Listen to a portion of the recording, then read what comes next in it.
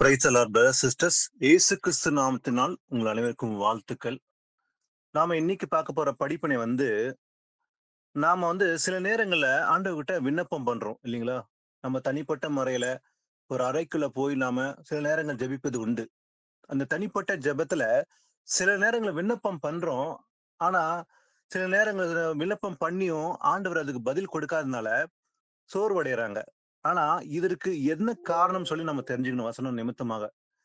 அது அறியாமலே சில பேர் என்ன பண்றாங்க, ஜெபிக்கிறாங்க, ஜெபிக்கிறாங்க. சில நாட்கள் போகுது, சில வாரங்கள் போகுது, மாசங்கள் போகுது. ஆனா பதில் கிடைக்காதனால சோர்வடைறாங்க. அப்போ அவங்க விண்ணப்பம் பண்ணும்போது, விண்ணப்பம் பண்றாங்க. அந்த விண்ணப்பம் கர்த்தருக்கு பிரியமா இருக்குதா? அவர் சித்தப்படி அவங்க விண்ணப்பம் பண்ணியிருக்கிறாங்களா, இல்லையான்ற தெரியாமலே சில பேர் விண்ணப்பம் பண்றாங்க. அப்போ நாம இந்த ஜெபத்த குறித்து தான் இன்னைக்கு பார்க்க போறோம். எப்படி ஜெபித்தா கர்த்தர் கேட்பாரு? எப்படி விண்ணப்பம் பண்ணா, எந்த காரியத்தை குறித்து நம்ம விண்ணப்பம் பண்ண வேண்டும்? அதேபோல எப்படி ஜெபித்தா ஆண்டவர் அதுக்கு செவி சாய்ப்பாரு? அப்ப எந்த ஜெபத்துக்கு ஆண்டவர் செவி சாய்க்க மாட்டாருன்னு சொல்லி நம்ம வசனத்தினால நம்ம தெரிஞ்சுக்கணும். இத அறிந்து கொண்டால் நாம ஜெபிக்கிறதுக்கு ரொம்ப ஈஸியா இருக்கும். அதனால நம்ம சத்தியத்தை அறியாம நாட்கள்ல இருக்கும்போது, நம்ம அறியாம இந்த கட்டட சபையிலலாம் ஏதோ ஞாயிற்றுக்கிழமை போனோம், வந்தோன்ற காலகட்டத்துல ஜெபத்தை குறித்து நமக்கு அந்த ஞானம் அதிகமா இல்ல. அதனால ஏனோ தானம் தான் ஜெபித்தோம் நம்ம. அப்ப நம்முடைய ஜெபம் எப்படி இருந்ததுன்னு பாத்தீங்கன்னாக்கா, நமக்கு இச்சைக்கு ஏற்றபடிதான் நம்ம ஜெபம் பண்ணிட்டு இருந்தோம் ஒரு காலத்துல. ஒரு 5 வருஷம், 10 வருஷம் முன்னாடி நம்முடைய ஜெபம் கேட்கப்படாத ஒரு ஜெபம் போலதான் இருந்தது. எப்படின்னா நம்ம ஜெபிக்கிற ஜெபம் நமக்கு என்ன பிடிக்குதோ, நமக்கு என்ன வேணுமோ, அதன்படிதான் நம்ம ஜெபிப்போம். அதனால கர்த்தருக்கு பிடிக்காத சில காரியங்கள நம்ம கேட்கும்போது, கர்த்தரும் செவி கொடுக்காம இருந்தாரு.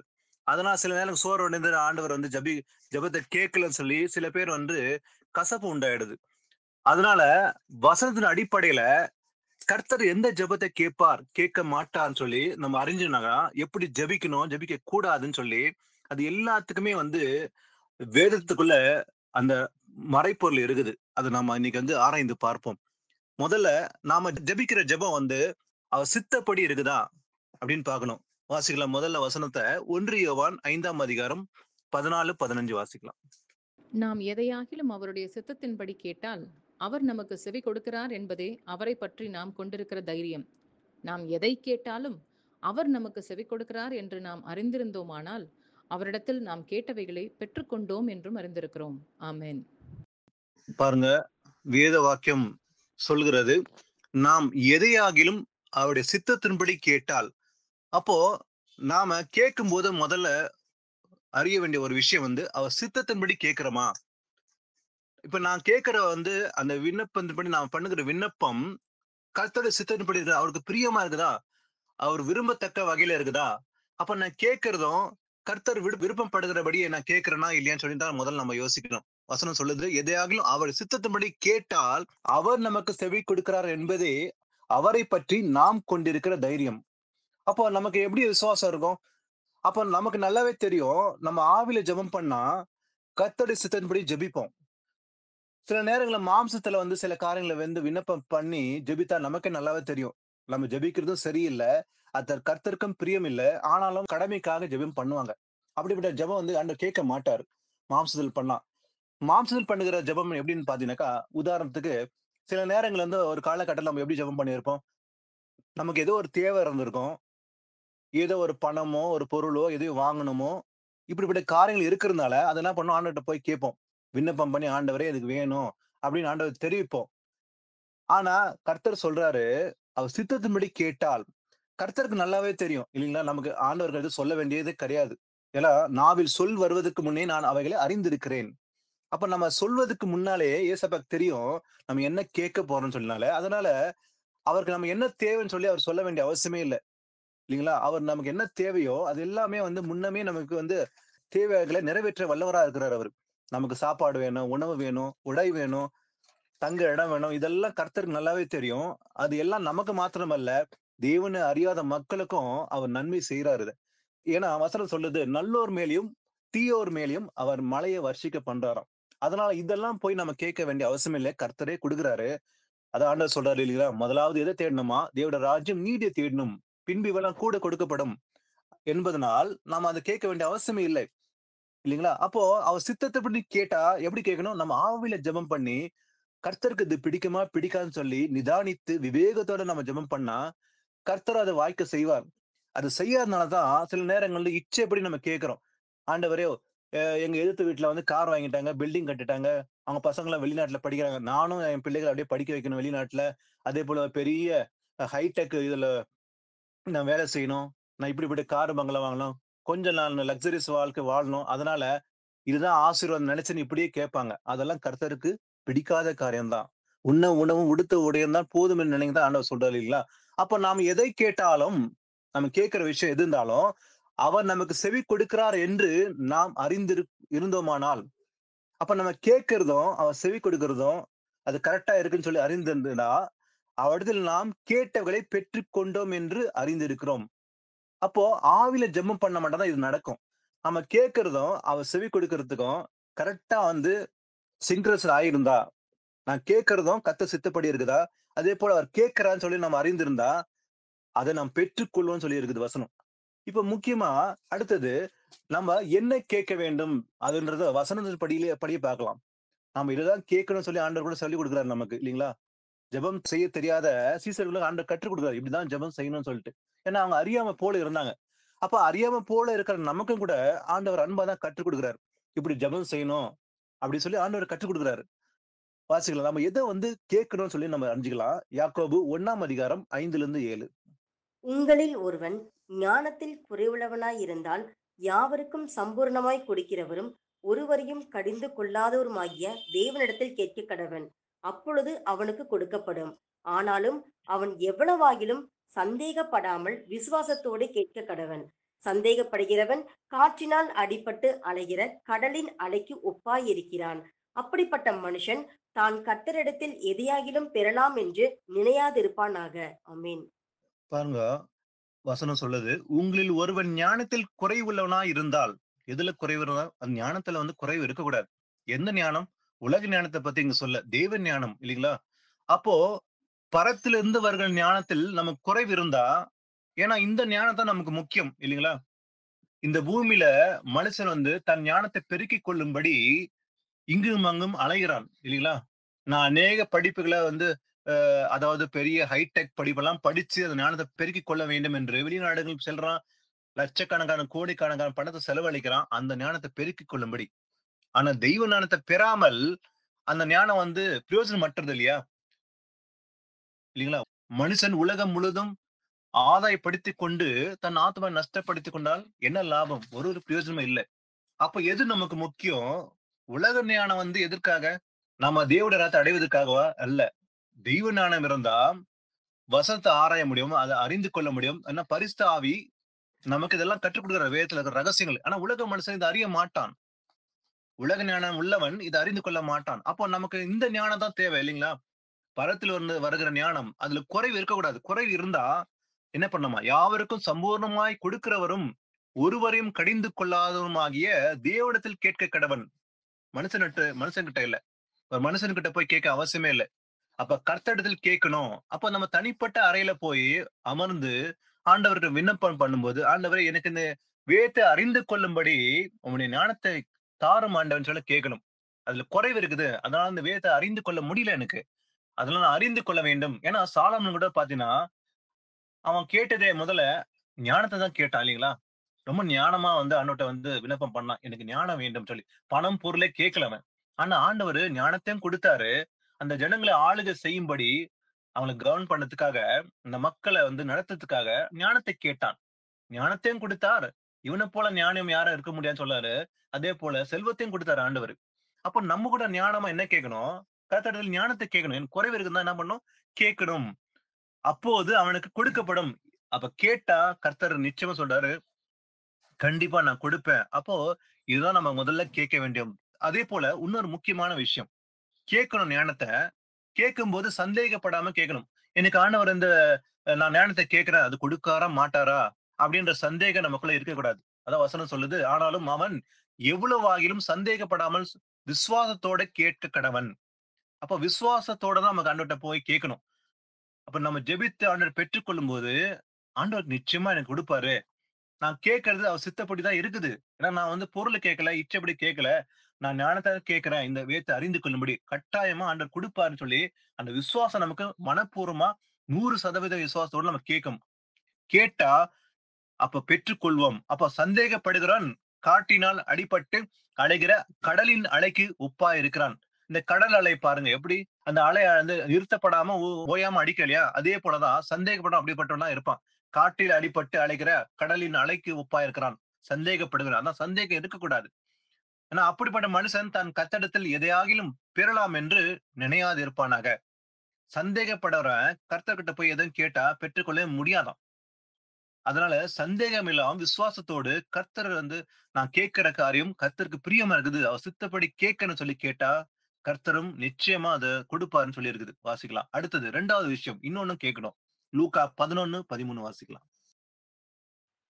பொல்லாதவர்களாகிய நீங்கள் உங்கள் பிள்ளைகளுக்கு நல்ல ஈவுகளை கொடுக்க அறிந்திருக்கும் போது பரமபிதாவானவர் தன்னிடத்தில் வேண்டிக் கொள்வதற்கு பரிசுத்த ஆவியை கொடுப்பது அதிக நிச்சயம் அல்லவா என்றார். ஆமென். ஆமென். ஆண்டவராக இயேசு கிறிஸ்து நேரடியாக கூறுகிற வார்த்தையை பாருங்க. என்ன சொல்றாரு ஆண்டவரு? பொல்லாதவர்களாகிய நீங்கள். நம்ம எல்லாருமே வந்து காலத்துல பொல்லாதவர்கள் தான் இல்லைங்களா? நம்ம எல்லாரும் நீதிமான் 100% பர்ஃபெக்ட்டா வந்து பிறந்ததில்லை, இருந்தது கிடையாது. தேவனை அறியாத போல இருந்தோம். துன்மார்க்கமா வாழ்ந்தோம். சத்தியத்தை அறிந்த பிறகுதான் நம்ம வந்து மனம் மாறி கீழ்ப்படிந்து நடக்க ஆரம்பிச்சோம். அப்ப நம்ம காலத்துல பொல்லாதவர்களா தான் இருந்தோம். அப்ப பொல்லாதவராகிய நீங்கள் உங்கள் பிள்ளைகளுக்கு நல்ல ஈவுகளை கொடுக்க அறிந்திருக்கும் போது, உலக மனுஷன் கூட எப்படிப்பட்டவனா இருக்கிறான்? அவன் தன் பிள்ளைகளுக்கு இதெல்லாம் கொடுத்தா நல்லது. இந்த காலேஜ்ல போய் சேர்த்தா, பெரிய பெரிய காலேஜ்ல சேர்த்தா வந்து நாளைக்கு பெரிய லெவல்ல வந்துருவான். இதெல்லாம் கொடுத்தா அவனுக்கு பிடிக்கும். அவன் விரும்புறது என்னென்ன காரியங்களோ அதெல்லாம் செய்யணும்னு சொல்லி அது எல்லாமே செய்வான். அவனுக்கு நல்லாவே தெரியும். என் பிள்ளைக்கு இது பிடிக்கும், அது கொடுக்கணும்ன்றது அவனுக்கு நல்லாவே தெரியும். அதான் ஆண்டவர் சொல்றாரு, பொல்லாதவர் நீங்கள் உங்கள் பிள்ளைகளுக்கு நல்ல ஈவை கொடுக்க அறிந்திருக்கும் போது, ஆனா பரமபிதானவர் தம்மிடத்தில் வேண்டிக் கொள்ளுதலுக்கு யாரெல்லாம் வந்து கர்த்தரிடத்தில் வேண்டிக் கொள்றாங்களோ, அப்ப பரிசுத்தாவியை கொடுப்பது அதிக நிச்சயம். 100% கேரண்டி சொல்றாரு. அப்ப ஏன் கேட்கறது இல்ல? நம்ம கேட்கணும் இல்லைங்களா? அப்ப இதுதான் கேட்கணும் நம்ம. அப்ப எது நமக்கு முக்கியம்? பரிசுத்தாவி. சோ முதல்ல வாஸ்தவம் சந்தேகப்படாம கேட்கணும் இல்லைங்களா? ஞானத்தை கேட்கணும். 2வது பரிசுத்தாவி. அப்ப பரிசுத்தாவி நமக்குள்ள இருந்தா அதுதான் நமக்கு இயேசு கிறிஸ்து வரும்போது நமக்கு வந்து பெற்றுக்கொண்டிருக்கிற முத்திரையா இருக்க போகுது இல்லைங்களா? இயேசு கிறிஸ்து வரும்போது 2ஆம் வருகையில நம்ம மேல என்ன பார்க்க போறாரு? நம்ம கழுத்துல வந்து செயினை பார்க்க போறல. சிலுவை செயினும் நமக்குள்ள என்ன இருக்கணும்? பரிசுத்தாவி, முத்திரை. அப்ப இந்த முத்திரை நமக்குள்ள இருக்கணும். முடிவு வந்து முத்திரை நமக்குள்ள இருக்கணும் நமக்குள்ள. அப்ப இததான் நம்ம கேட்கணும். பரிசா பெற்றுக்கொள்ளணும்னா நம்ம என்ன கேட்கணும்? பரிசா கேட்டா கொடுப்பது அதிக நிச்சயம். அப்ப இதை கேட்கணும் தான் ஆண்டவர் விரும்புறாரு. அப்ப நம்ம ஜெபத்துல போய் முதல்ல ஞானத்தை கேட்போம். அப்போ ஆரம்பத்துல வந்து நம்ம இது செஞ்சிருக்கிறோமா? நிதானித்து பார்க்கணும். ஆரம்பத்துல போய் நம்ம இதை கேட்டிருக்கோமா? கண்டிப்பா இல்ல. அப்ப இதை கேட்டா கர்த்தர் பிரியப்படுவாரு இல்லைங்களா? ஆண்டவரே நான் உம்முடைய பரிசுத்தாவை பெற்றுக்கொள்ள வேண்டும். அதே போல எனக்கு ஞானத்தை கொடுங்க ஆண்டவரே அப்படின்னு கேட்டா கர்த்தர் பிரியப்படுவாரு இல்லைங்களா? இந்த 2 விஷயமா பிரதானமா நம்ம கேட்க வேண்டிய அவசியம். அதே போல அடுத்தது ஜெபத்துல சில பேர் வந்து அவங்க என்ன பண்ணுவாங்கன்னா, ஜெபம் செய்யின்னு சொல்லும்போது, இல்ல ஒரு தனிப்பட்ட ஜெபம் செய்யும்போது கூட, அவங்க அறையில போயிட்டு சில நேரம் என்ன பண்ணுவாங்க, தனிப்பட்ட ஜெபத்துல என்ன பண்ணுவாங்க, போய் அமர்ந்த உடனே அழுது ஒரு மாரி என்ன பண்ணுவாங்க, எமோஷன்ல ஜெபம் பண்ணுவாங்க. அப்படிப்பட்ட ஜெபம் வந்து கர்த்தருக்கு பிரியமா இருக்குமா? ஆனா எப்படி வந்து நம்ம ஜெபத்த ஆரம்பிக்கணும் இல்லைங்களா? கர்த்தர் நமக்கு எவ்வளவோ நன்மை செய்திருக்கிறாரு. அந்த நன்மைக்கு நம்ம முதல்ல என்ன செய்யணும்? ஒரு மனுஷன பார்க்கிறோம். நம்ம என்ன சொல்றோம்? எதுனா ஒரு நன்மை நமக்கு செஞ்சுட்டாக்கா, சந்தோஷத்தோட என்ன பண்ணுவோம்? "ரொம்ப தேங்க்ஸ்ப்பா" அப்படின்னு சொல்லுவீங்களா? "ரொம்ப தேங்க்ஸ் பிரதர். ரொம்ப நன்றி." இல்லைங்களா? ஒரு மனுஷனுக்கே அப்படி சொல்லுவோம். ஆனா கர்த்தர் செய்யணுமா? செய்யணும் தான் தேவன விரும்ப இல்லைங்களா? வாசிக்கலாம். சங்கீதம் 107:1. சாம்ஸ் 107:1. கர்த்தரை துதியுங்கள், அவர் நல்லவர், அவர் கிருபை என்றும் உள்ளது. ஆமென். ஆமென். பாருங்க. கர்த்தரை துதியுங்கள், அவர் நல்லவர், அவர் கிருபை என்றும் உள்ளது. கர்த்தரை துதியுங்கன்னு சொல்லியிருக்கோம். நீங்க ஆங்கிலத்துல பார்க்கும்போது give thanks and the Lord அப்படின்னுங்களா? அப்ப துதியுங்கன்னு சொல்றது சில பேர் தவறா நினைச்சுக்கிறாங்க. துதிங்கன்னா சில பேர் என்ன பண்ணுவாங்க, ஒரு புத்தகத்தை எடுத்து ஒரு 1000 ஸ்தோத்திர புத்தகத்தை வாங்கி கடையில அதுல எழுதப்பட்டதெல்லாம் என்ன பண்ணாங்க அப்படியே சொல்லிட்டு இருப்பாங்க. ஒரு 100, 1000 ஸ்தோத்திரம் சொல்லிட்டா முடிஞ்ச வேலை ஆண்டவர் கேட்டாருன்னு நினைப்பாங்க இல்லைங்களா? அதுதான் துதிக்கிறதுன்னு நினைச்சுப்பாங்க. ஆனா சில பேர் வந்து இது வந்து கத்தோலிக்கலுக்குள்ள பாத்தீங்கன்னாக்கா ஒரு கையில மணியை வச்சுக்கிட்டு கவுண்ட் பண்ணி துதி செலுத்துற அப்படின்னு சொல்லி சொல்லுவாங்க. ஆனா உண்மையில என்ன வசனம் சொல்லுது? கர்த்தரை துதிங்கள், அவர் நல்லவர், அவர் கிருபை என்றும் உள்ளது. இது இங்கிலீஷ்ல பாத்தீங்கன்னா கிவ் தேங்க்ஸ் சொல்லும் இல்லைங்களா? நீங்க வந்து தமிழ்ல வந்து அதாவது இந்திய சமகால தமிழ் மொழிபெயர்ப்பு கண்டெம்பரரி வெர்ஷன் சொல்லி இருக்குது. அதுல நீங்க பாத்தீங்கன்னாக்கா பாத்தீங்கன்னாக்கா உங்களுக்கு நல்லாவே கிளியர் இருக்கும். நன்றி சொல்ல வேண்டும் அப்படின்னு இருக்கும். நீங்க அந்த மொழிபெயர்ல பாத்தீங்கன்னா கரெக்டா எக்ஸாக்ட்டா வந்து நன்றி செலுத்துங்கள். கரெக்டா இங்கிலீஷ்க்கு மேட்ச் ஆகும். கிவ் தேங்க்ஸ்ன்னு சொல்லியிருக்குல்ல. அப்போ ஒரு மனுஷனுக்கு நம்ம பார்த்த உடனே ரொம்ப தேங்க்ஸ் அப்படின்னு சொல்றீங்களா? அப்ப கர்த்தருக்கு சொல்லக்கூடாதா? இதுதான் நம்ம முதல்ல செய்யணும். அப்ப கர்த்தரிடத்தில் போய் அமரும்போது தனிப்பட்ட ஜெபத்துல முதல்ல சொல்ல வேண்டியது அழுதோ, புலம்போ, எமோஷன்ல வந்து ஆண்டவர்ட்ட வந்து இதெல்லாம் நடந்துச்சுன்னு சொல்றத விட, கம்ப்ளைண்ட் சொல்றத விட, லிஸ்ட்ட போட்டு இதெல்லாம் கேட்கறத விட, நம்ம என்ன செய்யலாம்? "ஏசப்பா நீ நல்லவர் ஆண்டவரே" அப்படின்னு சொல்லி நம்ம துதிக்கணும். இல்லீங்களா? "உமக்கு நன்றி செலுத்துகிறேன்." அப்ப நம்முடைய ஜெபமும் ஆரம்பிக்கும்போது இப்படிதான் இருக்கணும். "ஆண்டவரே நீ நல்லவர். உம்மை போற்றுகிறேன், வணங்குகிறேன்" அப்படின்னு சொல்லி ஆரம்பிச்சா கர்த்தர் பிரியப்படுவார் இல்லைங்களா? "உமக்கு நன்றி செலுத்துகிறேன் ஆண்டவரே." ஏன்னா, இந்த நாள் முழுவதும் நம் ஜீவனை காப்பது கர்த்தர் ஒருவர் தான் இல்லைங்களா? ஏன்னா, நம்முடைய நாட்கள் யார் கையில இருக்குது? அவருடைய கரத்துல இருக்குது இல்லையா? அதனால நாம இன்னைக்கு நாம் நம்ம பிழைத்திருப்பதே கர்த்தருடைய கிருபை தான் இல்லைங்களா? அந்த கிருபைக்காக முதல்ல நம்ம செய்ய வேண்டியது, காலையில எழுந்தாலும் சரி, முதல் சொல்ல வேண்டியது, "கர்த்தாவே உமக்கு நன்றி. Give thanks. I thank you Lord" அப்படின்னு சொல்றது தான் தேவனும் பிரியப்படுவாரு. இதுதான் நம்ம கற்றுக்கொள்ள வேண்டியது. முதல்ல சொல்ல வேண்டியது கர்த்தருக்கு நன்றி ஆண்டவரே. அதான் சொல்ல give thanks and the Lord. கர்த்தரை துதிங்கன்னு சொல்லி இருக்குது. அவர் நல்லவர். ஏன்னா கர்த்தர் நல்லவர் இல்லையா? அதான் நம்ம என்ன செய்யணும்? அவருக்கு நன்றி செலுத்த வேண்டும். ஏன்னா அவர் கிருபை என்றும் உள்ளது அப்படின்னு பார்க்கிறோம். அடுத்தது வாசிக்கலாம். 1 தெசலோனிக்கர் 5ஆம் அதிகாரம் 18. எல்லாவற்றிலேயும் ஸ்தோத்திரம் செய்யுங்கள். அப்படி செய்வதே கிறிஸ்து இயேசுவுக்குள் உங்களைக் குறித்து தேவனுடைய சித்தமாய் இருக்கிறது. ஆமென். ஆமென். இதுவும் கர்த்தருடைய சித்தமா? இது அவருக்கு ஸ்தோத்திரம் செலுத்துறதுக்கு கூட கர்த்தர் பிரியப்படுறார். இது அவருடைய சித்தம். இல்லைங்களா? எல்லாவற்றையும் ஸ்தோத்திரம் செய்யுங்கள். எல்லாவற்றையும் நமக்கு என்ன பண்ணணுமா? கிவ் தேங்க்ஸ் இன் எவரிதிங் சொல்லியிருக்கோம். அப்போ நன்றி ஆண்டவரே, தேங்க்ஸ் ஆண்டவரேன்னு சொல்லி எல்லாவற்றையும் சொல்ல வேண்டும். எனக்கு எல்லாமே இருக்குதுப்பா. அப்ப மட்டும் தான் ஆண்டவருக்கு நன்றி செலுத்துவேனா? இல்ல. என்னுடைய குறைச்சலில், இல்ல என்னுடைய இக்கட்டிலில், என்னுடைய நெருக்கத்தில், இல்ல என்னோட உபத்திரத்தில், இந்த எல்லா சூழ்நிலையும் நம்ம என்ன செய்யணுமா? கர்த்தருக்கு நன்றின்னு சொல்லணும். அதுக்கு நாம கடமைப்பட்டிருக்கிறோம். ஏசப்பா உமக்கு நன்றி ஆண்டவரே. எனக்கு குறைச்சல் இருந்தாலும் பரவால்ல. அதுல நான் சந்தோஷமா இருக்கிறேன். எனக்குள்ள சமாதானம் இருக்குது. அதே போல நெருக்கத்துல இருந்தாலும் பரவால்ல. கர்த்தர் என்னோட இருக்கிறார். உபத்திரப்பட்டாலும் பரவால்ல. கர்த்தர் என்னோட இருக்கிறார். அதனால அந்த சூழ்நிலை எல்லாவற்றிலும் நம்ம என்ன பண்ணணுமா? நன்றி ஆண்டவரே. இன் எவரிதிங் கிவ் தேங்க்ஸ். எல்லாவற்றிலும் நம்ம என்ன செய்யணும்? ஸ்தோத்திரம் செய்யுங்கள். ஏன்னா அப்படி செய்வதே கிறிஸ்து இயேசுக்குள் உங்களை குறித்து தேவனுடைய சித்தம். நம்மை குறித்த சித்தம் யாருடைய சித்தம்? கர்த்தருடைய சித்தமா இருக்குது.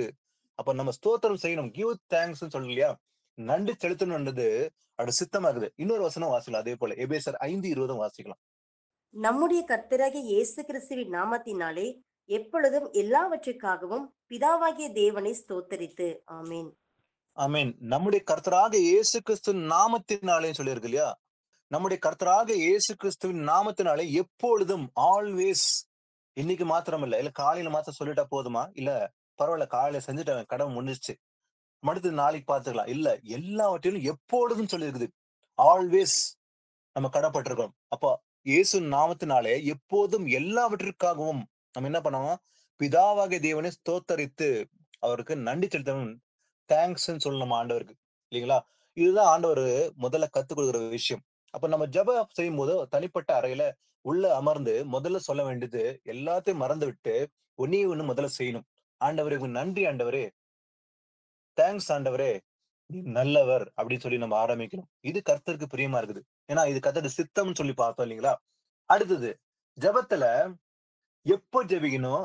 எங்க ஜெபிக்கணும்? இது குறிப்பிட்டு ஏதாவது சொல்லப்பட்டிருக்குதா? இங்க ஜெபித்தா தான் ஆண்டவர் கேட்பாரா? சில நேரங்கள்ல வந்து ஜனங்க இன்னைக்கு கிறிஸ்துவுல நினைக்கிறதே ஒரு காரியம் என்னன்னா, ஒரு ஆலயம் ஞாயிற்றுக்கிழமை போயிட்டு அந்த இடத்துல ஜெபம் பண்ணா தான் ஆண்டவர் கேட்பாராம். ஒரு சிலருக்குள்ள அப்படிப்பட்ட ஒரு எண்ணமே இருக்குது.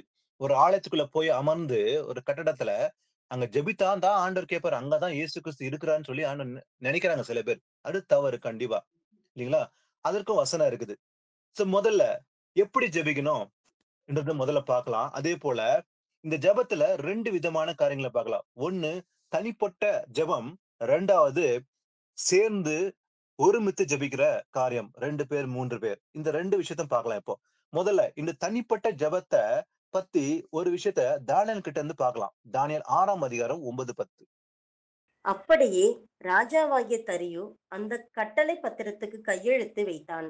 தானியேலோ வென்றால் அந்த பத்திரத்துக்கு கையெழுத்து வைக்கப்பட்டதென்று அறிந்த போதிலும் தன் வீட்டுக்குள்ள போய் தன் மேல் அறையிலே எருசலேமுக்கு நேராக பல கனிகள் திறந்திருக்க அங்கே தாம் முன் செய்து வந்தபடியே தினம் 3 வேளையும் தன் தேவனுக்கு முன்பாக முழங்கால் படியிட்டு ஜெபம் பண்ணி ஸ்தோத்திரம் செலுத்தினான். ஆமென். பாருங்க, தரியஸ் என்ற ராஜா அவங்ககிட்ட போயிட்டு இவங்க எல்லாம் போயிட்டு கட்டளையை பிறப்பிக்கும் சொல்லி ஒரு முயற்சி பண்றாங்க. அதாவது ராஜாவை தவிர வேற யாரும் பணிந்து கொள்ளக்கூடாது. அப்படி பணிந்து கொண்டால் அவர்களை சிங்க கொடியில போடணும் அப்படின்னு சொல்லி கட்டளையை பிறப்பிக்கணும், அந்த முத்திரை போடணும்னு சொல்லி வேண்டிக்கிறாங்க. அதை வாங்கி அந்த கட்டளையை பிறப்பிக்கிறாங்க. ஆனா இது கேட்ட உடனே தானியேல் பாருங்க என்ன செய்யறான்னு பாத்தீங்கன்னாக்கா, அவன் உடனே என்ன பண்றான் பாருங்க.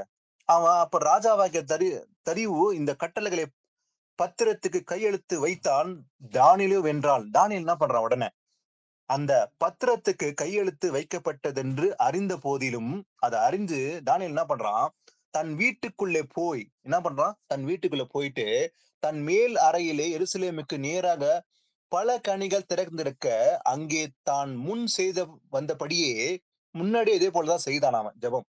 தினமும் 3 வேளையும் பாருங்க, 3 வேளை, காலை மதியம் மாலை 3 வேளையும் தன் தேவனுக்கு முன்பாக முழங்கால் படியிட்டு ஜெபம் பண்ணி ஸ்தோத்திரம் செலுத்தினான். இது தனிப்பட்ட ஜெபம் தான். இது நல்லா கவனிங்க. சில பேர் நினைக்கிறாங்க 3 வேளை ஜெபம் சொல்லி தானியேல் பண்ணாருப்பா. சில பேர் பழைய ஏற்பாட்டை தவறா எண்ணத்துல எடுத்துக்கிறாங்க. நிறைய விஷயங்கள் இருக்குது. தாவீது நடனம் ஆடினாரு, அத நானும் சபையில் நடனம் ஆடுறேன், பாடி நடனம் ஆடினா கர்த்தர் பிரியப்படுவாரு. அதாவது தாவீது நடனம் ஆடினது எங்க? வீதியில உடன்படிக்கை பெட்டி சுமந்து கொண்டு வரும்போது வீதி நடனம் ஆடிக்கொண்டு வந்தான்.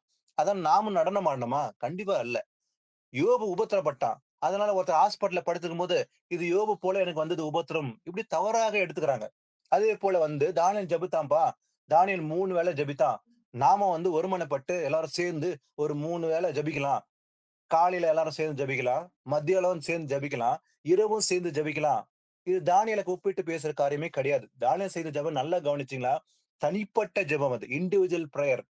அவன் அறைக்குள்ள போய் என்ன பண்றான், ஜன்னலை திறந்துட்டு கர்த்தரை நோக்கி ஜெபம் பண்றான். பாருங்க, நல்லா கவனிங்க. தினமும் 3 வேளையும் தன் தேவனுக்கு முன்பாக முழங்கால்படி ஜெபம் பண்ணி ஸ்தோத்திரம் செலுத்தினான்.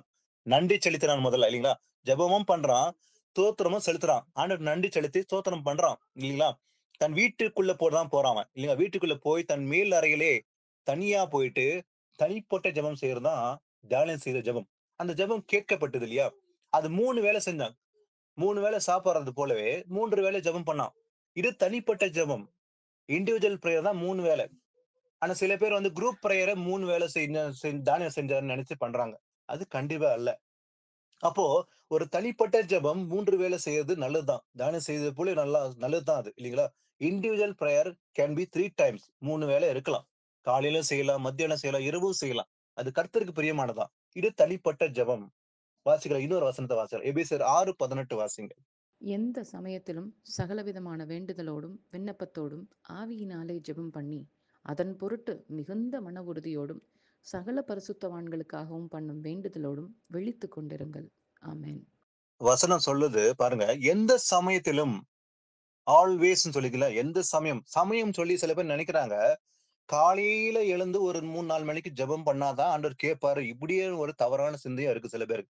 ராத்திரியில ஜெபம் பண்ண கேட்க மாட்டாராம், காலையில எழுந்து ஜெபம் பண்ணாதான் கேட்குவாருன்னு சொல்லி அப்படி ஒரு சிந்தையும் இருக்குது. ஆனா வசனம் என்ன சொல்லுது? எந்த சமயத்திலும், ஆல்வேஸ். அது இரவானாலும் இல்ல வெடிகால ஆனாலும் இல்ல மாலை காலை, எந்த சமயத்திலும், இந்த 24 மணி நேரத்துல எந்த சமயத்தை ஜெபம் பண்ணாலும் கேட்பாரு. அப்போ எந்த சமயத்திலும் சகல விதமான வேண்டுதல் செய்யணுமா. அதே போல விண்ணப்பத்தோடும், விண்ணப்பம், ரிக்வஸ்ட். இப்ப நமக்கு ஒரு தேவைன்னா என்ன பண்றோம்? விண்ணப்பம் பண்றோம். விண்ணப்பம் பண்ணி எப்படி பண்ண ஜெபம் கூட ஆவியினாலே ஜெபம் பண்ண வேண்டும். இதுதான் நம்ம கவனிக்க வேண்டிய ஒரு விஷயம். நம்ம ஜெபம் பண்ணும் போது ஒருபோதும் மாம்சத்துல இடம் கொடுக்கவே கூடாது கர்த்தருக்கு முன்பாக. என்ன பண்ணுமா, ஆவியினாலே ஜெபம் பண்ணி அதன் பொருட்டு மிகுந்த மன உறுதியோடும் சகல பரிசுத்தவான்களுக்காகவும் பண்ணும் வேண்டுதலோடும் விழித்துக் கொண்டிருக்க வேண்டும். இதுதான் வந்து சிறந்த ஜெபமா இருக்க போகுது. நம்ம ஜெபம் பண்ணும்போது ஆவியில ஜெபம் பண்ணணும். சகல விதமான வேண்டுதலோடும் எந்த சமயத்திலும் பண்ணலாம் இது. இல்லைங்களா? ஒரு குறிப்பிட்ட நேரம்னு கிடையாது. ஆனா நமக்கு வந்து ஒரு டைம் பீரியட் ஆண்டவர் குடுக்கல. இந்த குறிப்பிட்ட நேரத்துல பண்ணா ஆண்டவருக்கு பண்றேன். இத வந்து மாத்த மாட்டேன். ஃபார் எக்ஸாம்பிள் நான் இரவுல வந்து ஒரு 9ல இருந்து 10 மணி நேரம் தினமும் இரவுல ஜெபம் பண்ணுவேன். ஒரு குடும்ப ஜெபத்தையோ, இல்ல பிறகு நான் வந்து இண்டிவிஜுவல் பிரேயர் பண்றது. நாம வந்து அந்த டைம் பீரியட் ஆண்டவருக்கு ஒப்புக் குடுக்கலாம். ஆனா அப்போ பண்ணா மட்டும் தான் ஜெபம் கேட்பாரு. இல்லன்னா கேட்க மாட்டார் அப்படின்ற கான்செப்ட் கிடையாது. ஜெபம் பண்ணலாம். ஆனா எந்த சமயத்திலும் பண்ணலாம். ஆண்டவருக்கு ஒரு நேரம் 1 மணி நேரத்த ஒப்புக் குடுத்து அந்த நேரத்த பிக்ஸ் பண்ணி ஜெபம் பண்றது நல்லதுதான். இல்லீங்களா? அதே போல பரிசுத்தவான்களுக்காகவும் பண்ண வேண்டுதலும் விழித்துக் கொண்டிருக்க வேண்டும். இப்படிப்பட்ட ஜெபம் தான் ஆண்டவர் கேட்பாருன்னு பார்க்கிறோம். அடுத்தது நம்ம இண்டிவிஜுவல் பிரேயர் பார்த்தோம் இல்லீங்களா? அடுத்தது 2வது ஒருமனப்பட்டு கூடி ஜெபிக்கிற ஒரு ஜெபத்த குறித்து பார்க்கலாம். ஆண்டவர் என்ன சொல்றாரு சொல்லி. மத்தேயு 18, 19, 20. அல்லாமலும் உங்களில் 2 பேர் தாங்கள் வேண்டிக் கொள்ளப் போகிற எந்த காரியத்தை குறித்தாகிலும் பூமியிலே ஒருமனப்பட்டிருந்தால் பரலோகத்தில் இருக்கிற என் பிதாவினால் அது அவர்களுக்கு உண்டாகும் என்று உங்களுக்கு சொல்லுகிறேன். ஏனெனில் 2 பேராவது 3 பேராவது என் நாமத்தினாலே எங்கே கூடி இருக்கிறார்களோ அங்கே அவர்கள் நடுவிலே இருக்கிறேன் என்றார். ஆமென். ஏசப்பா சொல்றாரு, உங்களில் 2 பேர் 2 பேர் இருந்தாலே போதும்னு சொல்றாருங்களா? 2 பேர், 3 பேர் இல்லீங்களா? Minimum 2 members. 2 பேர் தாங்கள் வேண்டிக் கொள்ளப் போகிற எந்த காரியத்தையும் குறித்தாகிலும் 2 பேர் இந்த காரியத்துக்கு ஜெபிக்கலாம்னு சொல்லி முடிவு பண்ணிட்டாங்களா? அதுல ஒருமனம்ன்றது ரொம்ப முக்கியம். அப்ப 2 பேர் வந்து காரியத்தை குறித்து பூமியில ஒருமனப்பட்டிருந்தால், அந்த ஒருமனம்ன்றது ரொம்ப முக்கியம். ஜெபிக்கின்றத விட ஜெபத்து ஒருமனப்பட்டிருக்கிறாங்களா? ஒருமனப்பட்டிருந்தால் பரலோகத்தில் இருக்கிற என் பிதாவினால் அது அவளுக்கு உண்டாகும் என்று உங்களுக்கு சொல்லுகிறேன். அப்போ இது வல்லமையுள்ள ஜெபம் இல்லையா? ஒருமனப்பட்டு அந்த காரியத்துக்கு ஜெபிக்கலாம். வாங்க பிரதர் நம்ம ஒருமனப்பட்டு சபையில இந்த காரியம் இருக்குது. இதுக்காக ஜெபிக்கலாம் சொல்லும்போது 2 பேருக்கு அந்த ஒருமனம் இருந்துச்சுன்னா, ஆமா பிரதர் நீங்க சொல்றபடி நம்ம ஒருமனப்பட்டு ஜெபிக்கலாம். அப்படின்னு சொல்லி 2 பேர் ஒருமனப்பட்டு ஜெபித்தால் அந்த ஜெபம் கேட்கப்படும். அது அவருக்கு உண்டாகும் என்று உங்களுக்கு சொல்லி ஏசப்பா சொல்றாரு. இல்லீங்களா? அப்ப ஏன்னா, அது காரணம் சொல்றாரு ஆண்டவரே. 2 பேராவது, 3 பேராவது என் நாமத்துல எங்கே கூடி இருக்கிறார்களோ, அங்கே அவர்கள் நடுவில் நான் இருக்கிறேன். இயேசு கிறிஸ்து எங்க இருப்பாரு? அந்த ஒருமனப்பட்டு கூடி ஜெபிக்கிறாங்க இல்லையா? அந்த இடத்துல ஆண்டவர் இருக்கிறார். 100% வந்து அவர் வந்து சொல்றாரு, "நான் அங்க நடுவுல இருப்பேன்பா" அப்படின்னு சொல்லி. அப்ப ஒருமனப்பட்டு 2 பேர், 3 பேர் ஜெபம் பண்ணா, அவர் நாமத்துல கூடி இருந்தா, அங்கே அவர்கள் நடுவிலே இருக்கிறேன்னு சொல்றாரு. அப்ப அவர்கள் நடுவேல இருக்கிறாரா? ஒருமனப்பட்டு இருக்கும்போது, இல்ல ஒரு கட்டடத்துல இருந்து ஜெபிக்கும்போது அங்க இருக்கிறாரா? இல்ல. ஒருமனப்பட்டு நீங்க வீட்டு அறைக்குள்ளேயே ஜெபம் பண்ணால், அங்க நடுவுல ஆண்டவர் இருப்பாரு, கேட்பார்ன்னு சொல்லி தான் வசனம் இருக்குது. இல்லீங்களா? இப்படிப்பட்ட ஜெபம் ஒருமித்து ஜெபிக்கிற ஜெபமும், கூடி இருக்கிற ஜெபம். இது ரொம்ப 2வது விதமான ஜெபம் பார்க்கிறோம் இல்லீங்களா? குரூப் பிரேயர் இல்லீங்களா? அப்போ 4 சகோதரர், 5 சகோதரர் கூடி இருந்து சபைக்காக செய்யலாம், ஜெபிக்கலாம். ஒரு சுவிசேஷம் அறிக்க போறாங்க. அதுக்காக நம்ம ஜெபிக்கலாம். கூடி ஒருமனப்பட்டா ஆண்டவர் அத கேட்பாரு கண்டிப்பா. இதுக்கு நல்ல ஒரு உதாரணத்த நம்ம சபையாரா கூடி ஜெபித்த ஒரு உதாரணம் பார்க்கணும் இல்லையா? ஒரு சாட்சிய பார்க்கலாம். அப்போஸ்தலர் 12, 1-5. அக்காலத்திலே ஏரோது ராஜா சபையிலே சிலரை துன்பப்படுத்த தொடங்கி யோவானுடைய சகோதரனாகிய யாக்கோபை பட்டயத்தினாலே கொலை செய்தான். அது யூதருக்கு பிரியமாய் இருக்கிறதென்று அவன் கண்டு பேதுருவையும் பிடிக்க தொடர்ந்தான். அப்பொழுது புளிப்பில்லாத அப்ப பண்டிகை நாட்களாய் இருந்தது. அவனை பிடித்து சிறைச்சாலையிலே வைத்து பஸ்கா பண்டிகைக்கு பின்பு ஜனங்களுக்கு முன்பாக அவனை வெளியே கொண்டு வரலாம் என்று எண்ணி அவனை காக்கும்படி வகுப்புக்கு 4 போர் சேவகராக ஏற்படுத்திய 4 வகுப்புகளின் வசமாக ஒப்புவித்தான்.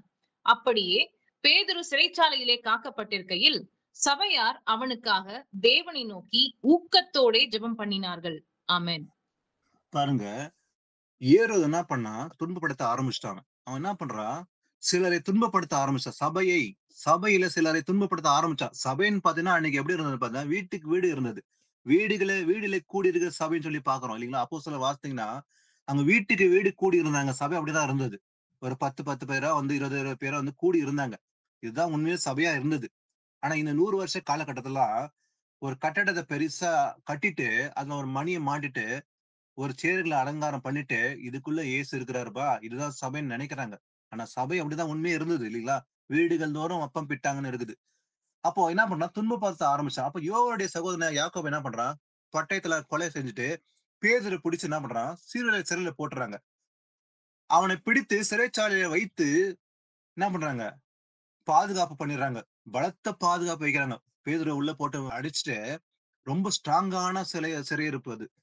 இன்னைக்குதான் வந்து நவீன நாகரிகம் வந்துருச்சு. அன்னைக்கெல்லாம் வந்து பெரிய பெரிய இரும்பு கதவுல போட்டு ஒருத்தர் கூட வந்து அதை உடைக்க முடியாது. அந்த அளவுக்கு ஸ்ட்ராங்கான ஒரு சிறைச்சாலை இருக்கும். அப்படியே பேதுரு சிறைச்சாலையில காக்கப்பட்டிருக்கையில் என்ன பண்ணாங்க, சிறைச்சாலையில போட்டதுனால சபையார் ஓடி போய் ஒளிஞ்சுக்கிட்டாங்களா, பயந்து ஓடிட்டாங்களா? சபை என்ன பண்ணுது பாருங்க. அந்த வீடுல கூடியிருந்த சபை ஒன்று கூடினாங்க. என்ன பண்ணாங்க, அப்படியே பேதுரு சிறைச்சாலையிலே காக்கப்பட்டு இருக்கையில் சபையார் அவனுக்காக தேவனை நோக்கி ஊக்கத்தோட ஜெபம் பண்ணினார்கள். சாதாரண ஜெபம் அல்ல, ஊக்கமாக ஜெபம் பண்ணினார்கள். அவனை விடுதலை ஆக்கும் வரைக்கும் கர்த்தர் விடுதலை ஆக்குவார்னு சொல்லி நம்பிக்கையோட தான் ஜெபம் பண்ணாங்க. அப்போ ஒரு பிரச்சனை என்றால் சபை என்ன பண்ணும், ஊக்கமாக ஜெபம் பண்ணும். ஒருத்தர் சகோதரனுக்கு ஏதோ பிரச்சனை அப்படின்னா சபை வந்து இதுக்காக ஜெபம் பண்ணணும். அப்ப ஒரு மனம்ன்றது இந்த கூடி இருக்கிற ஜெபம் வந்து வல்லமை உள்ளது. ஏன்னா 2 பேர் 3 பேர் கூடி இருந்தா அவர் நடுவில் இருக்குன்னு ஆண்டவர் வாக்குத்தத்தம் பண்ணிருக்க, ஒரு மனதோட ஜெபம் பண்ணும். அப்போ இந்த ஒரு மனதோட ஜெபம் பண்ண ஆட்கள் எங்க சகோதரன் பாக்குறோம். சபை ஒருமித்து பேதுருக்காக ஜெபம் பண்ணாங்க இல்லீங்களா? தேவனை நோக்கி ஊக்கத்தோட ஜெபம் பண்ணினார்கள். காக்கப்பட்ட இருக்கையில் தைரியமா ஜெபம் பண்ணாங்க இல்லீங்களா? அவங்களா தூங்கல இல்லீங்களா? பரவாயில்ல, பேதுரு வந்து ரிலீஸ் ஆகி வரட்டும், நாம வந்து ரிலாக்ஸ் ஆகலாம், இல்லவே இல்லை. சபை ஊக்கத்தோட ஜெபம் பண்ணாங்க. அப்போ ஜெபம் பண்ண உடனே என்ன ஆயிடுச்சு, அப்போ கர்த்தருடைய தூதன் அங்க வந்து நின்றான் இல்லீங்களா? ஆண்டவர் தூதனை அனுப்புனாரு. நமக்கும் அவ்வளவுதான். அப்போ நம்ம ஊக்கத்தோட ஒருமனப்பட்டு ஒரு காரியத்துக்காக ஜெபிக்கும் போது, ஒருத்தர் எதுக்கும் ஆபத்தோ இது எந்த காரியம் இருந்தா ஜெபம் பண்ணும்போது கர்த்தர் தம்முடைய தூதனை அனுப்புவாரு. கண்டிப்பா, நிச்சயம்தான். அதான் ஆண்டவர் செய்யறாரு. ஒரு தூதனை அனுப்பும் போது அவன் வந்து என்ன பண்ணான், வந்த உடனே அந்த அறையில வெளிச்சம் பிரகாசிக்குது.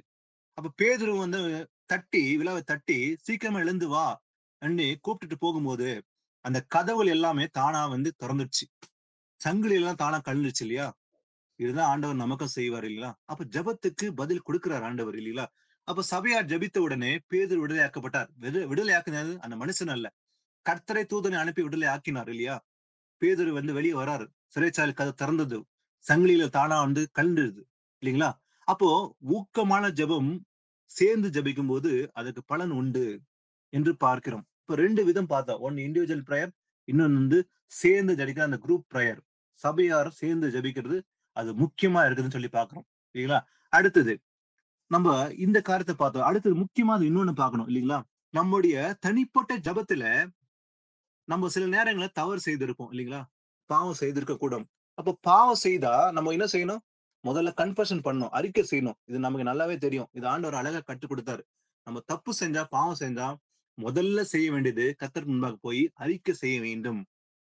இத தாவீது தன் தனிப்பட்ட அறைக்குள்ள அவன் வந்து தன் இண்டிவிஜுவல் பிரேயர்ல இது செய்யறான். பாவம் செய்யறதுனால வாசிக்கலாம். சங்கீதம் 32:5 வாசிக்கலாம். நான் என் அக்கிரமத்தை மறைக்காமல் என் பாவத்தை உமக்கு அறிவித்தேன். என் மீறுதல்களை கர்த்தருக்கு அறிக்கையிடுவேன் என்றேன். தேவரீர் என் பாவத்தின் தோஷத்தை மன்னித்தீர். ஆமென். பாருங்க, தாவீது சொல்றான், ஆண்டவரே நான் என் அக்கிரமத்தை மறைக்காமல், அது எப்பேற்பட்ட பாவம் இருந்தாலும் சரி, நம்ம என்ன பண்ணோம், அது சின்ன பாவம் பெரிய பாவமோ அருவருப்பான காரியம் எதுவா இருந்தாலும் மனுஷனுக்கு மறைக்கிறோமோ இல்லையோ, ஆனா கர்த்தர் நமக்கு ஒருபோதும் மறைக்க முடியாது இல்லைங்களா? அவர் பார்வைக்கு மறைவானது ஒன்றுமே இல்லை இந்த பூமியில இல்லைங்களா? எங்கே ஒளிந்து கொண்டாலும் அவர் கண்கள் காணும். அப்ப நம்ம எதையுமே மறைக்காம அந்த பாவத்தை அறிக்கை செய்ய வேண்டும். ஆம் ஆண்டவரே, இந்த குறிப்பிட்ட பாவத்தை நான் செய்து விட்டேன், என்னை மன்னிங்க சொல்லி அத ஆண்டவர்கிட்ட ஒரு அப்பா கிட்ட சொல்றது போலதான் நம்ம சொல்லணும். மறைக்காமல் என்ன பண்றோம், தாவீது சொல்றான், உமக்கு அறிவித்தேன். அப்போ என் மீறுதல்களை கர்த்தருக்கு அறிக்கையிடுவேன் என்றேன். என் மீறுதல்களை அறிக்கை செய்யறேன்னு சொல்றான். அறிக்கை செய்யறான். அதே போல தேவரீர் என் பாவத்தின் தோஷத்தை மன்னித்தீர். எப்ப மன்னிக்கிறார் ஆண்டவர்? அதை மறைக்காமல் அதை அறிக்கை செய்து விட்டு விடும்போது கர்த்தர் மன்னிக்கிறார் சொல்லி தாவீது செய்தது போல நாம செய்ய வேணும் தனிப்பட்ட முறையில. அப்ப தனிப்பட்ட முறையில நம்ம பாவ அறிக்கை செய்யணும். அதே போல எதற்காக நம்ம இந்த அறிக்கை செய்ய வேணும் அதுவும் நம்ம தெரிஞ்சுக்கணும் இல்லையா? சங்கீதம் 51:4 வாசிக்கலாம். தேவரீர் ஒருவருக்கே விரோதமாக நான் பாவம் செய்து உமது கண்களுக்கு முன்பாக பொல்லாங்கானதை நடப்பித்தேன். நீர் பேசும்போது உம்முடைய நீதி விளங்கவும், நீர் நியாயம் தீர்க்கும் போது உம்முடைய பரிசுத்தம் விளங்கவும் இதை அறிக்கையிடுகிறேன். ஆமென். பாருங்க, தாவீது தான் சொல்றான், அவன் அறிக்கை செய்யறான். ஆண்டவர் என்ன மன்னிச்சாருன்னு சொல்றான். எதற்காக அறிக்கை செய்யணுமா? தேவரீர் ஒருவருக்கே விரோதமாக நான் பாவம் செய்து, கர்த்தருக்கு விரோதமாக நான் பாவம் செய்து விட்டேன். அதனால உமது கண்களுக்கு முன்பாக பொல்லாங்கானதை நடப்பித்தேன் சொல்லிட்டு, ஏன்னா நீர் பேசும்போது உம்முடைய நீதி விளங்க வேண்டும். அவர் பேசும்போது அவருடைய நீதி விளங்க வேண்டும். தேவனுடைய நீதி விளங்க வேண்டும். 2வது, நீ நியாயத்திற்கும் போது உம்முடைய பரிசுத்தம் விளங்கவும் இதை அறிக்கையிடுகிறேன். எதற்காக அறிக்கை பண்றானா? அவர் பேசும்போது அவருடைய நீதி விளங்க வேண்டும். அவர் நியாயத்திற்கும் போது அவருடைய பரிசுத்தம் விளங்கவும் இதை நான் அறிக்கை பண்ணுகிறேன். அதனாலதான் நான் அறிக்கை பண்றேன் ஆண்டவரே அப்படின்னு சொல்லி நாமளும் கூட அறிக்கை பண்ண வேண்டும். நமக்கு நல்லாவே கற்றுத்தந்த ஒரு முக்கியமான வசனம் நமக்கு எல்லாமே தெரியும் இல்லையா? 1 யோவான் 1:9-10 அதை வாசிக்கலாம். நம்முடைய பாவங்களை நாம் அறிக்கையிட்டால் பாவங்களே நமக்கு மன்னித்து எல்லா அநியாயத்தையும் நீக்கி நம்மை சுத்திகரிப்பதற்கு அவர் உண்மையும் நீதியும் உள்ளவராய் இருக்கிறார். நாம் பாவம் செய்யவில்லை என்போமானால் நாம் அவரை பொய்யராக்குகிறவர்களாய் இருப்போம். அவருடைய வார்த்தை நமக்குள் இராது. ஆமீன். பாருங்க, நம்முடைய பாவங்களை நாம் அறிக்கையிட்டால் முதல்ல செய்ய வேண்டியது, நம்ம ஜபிக்கத்து உள்ள போய் அமர்ந்தும் போது ஒரு தவறு செய்திருந்தால் முதல்ல படப்படன்னு சொல்லி அழுது இதெல்லாம் கேட்கறது, இதெல்லாம் லிஸ்ட் எல்லாம் போடுறதெல்லாம் செய்யாம அவர் நன்றி செலுத்திட்டு பாவம் செய்யணும். முதல்ல என்ன செய்யணுமா? அறிக்கை செய்யணும். நம்முடைய பாவங்களை நாம் அறிக்கை இட்டால், தாவீது செய்தா இல்லையா? என் மீறுதல்களை நான் அறிவித்தேன் சொல்லி கர்த்தருக்கு முன்பாக நம்ம அறிக்கை விட வேண்டும். செஞ்சாக்கா பாவங்களை நமக்கு மன்னிப்பார் ஆண்டவர். அப்ப எல்லா நீதியும் நீக்கி நம்மை சுத்திகரிப்பதற்கு அவர் உண்மை நீதி உள்ள தேவனா இருக்கிறார். ஒருபோதும் தள்ள மாட்டார். நீ ரொம்ப பெரிய தப்பு செஞ்சுட்ட, அதை நான் கேட்க மாட்டேன் போன்னு தள்ளி விடுவாரா? இல்ல. நம்ம உண்மையிலே மனம் திரும்பி அறிக்கை செஞ்சா கர்த்தர் மன்னிக்கிறார். அவர் உண்மையும் நீதி உள்ளவரா இருக்கிறார். அப்ப நான் பாவம் செய்யவே இல்லப்பா, நான் கரெக்டா தான் இருக்கிறேன். சில பேர் சில நேரங்கள்ல சொல்றாங்க, சத்தியத்தை அறிந்தும் பிறகு கூட சில பேர் நான் தப்பே செய்யல. ஒரு சில பேர் நீங்க தவறு செய்து இருக்கீங்க, நீங்க அறிக்கை செய்யணும் முதல்ல அப்படின்னு சொல்லும் போது சிலருக்குள்ள எரிச்சல். ஒரு வீட்டுக்குள்ள போய் சுவிசேஷம் அறிக்கிறோம். அவங்க முதல்ல அவங்களுக்கு வியாதி இருந்தது.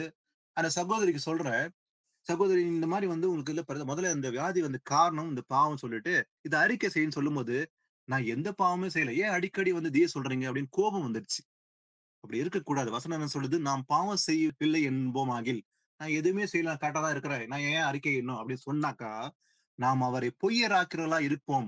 அப்ப நாம யார பொய்யராக்குறோம்? அவரை பொய்யராக்குறோமா? அவருடைய வார்த்தை நமக்குள்ள இராது. அப்ப எனக்குள்ள வார்த்தை இல்லை.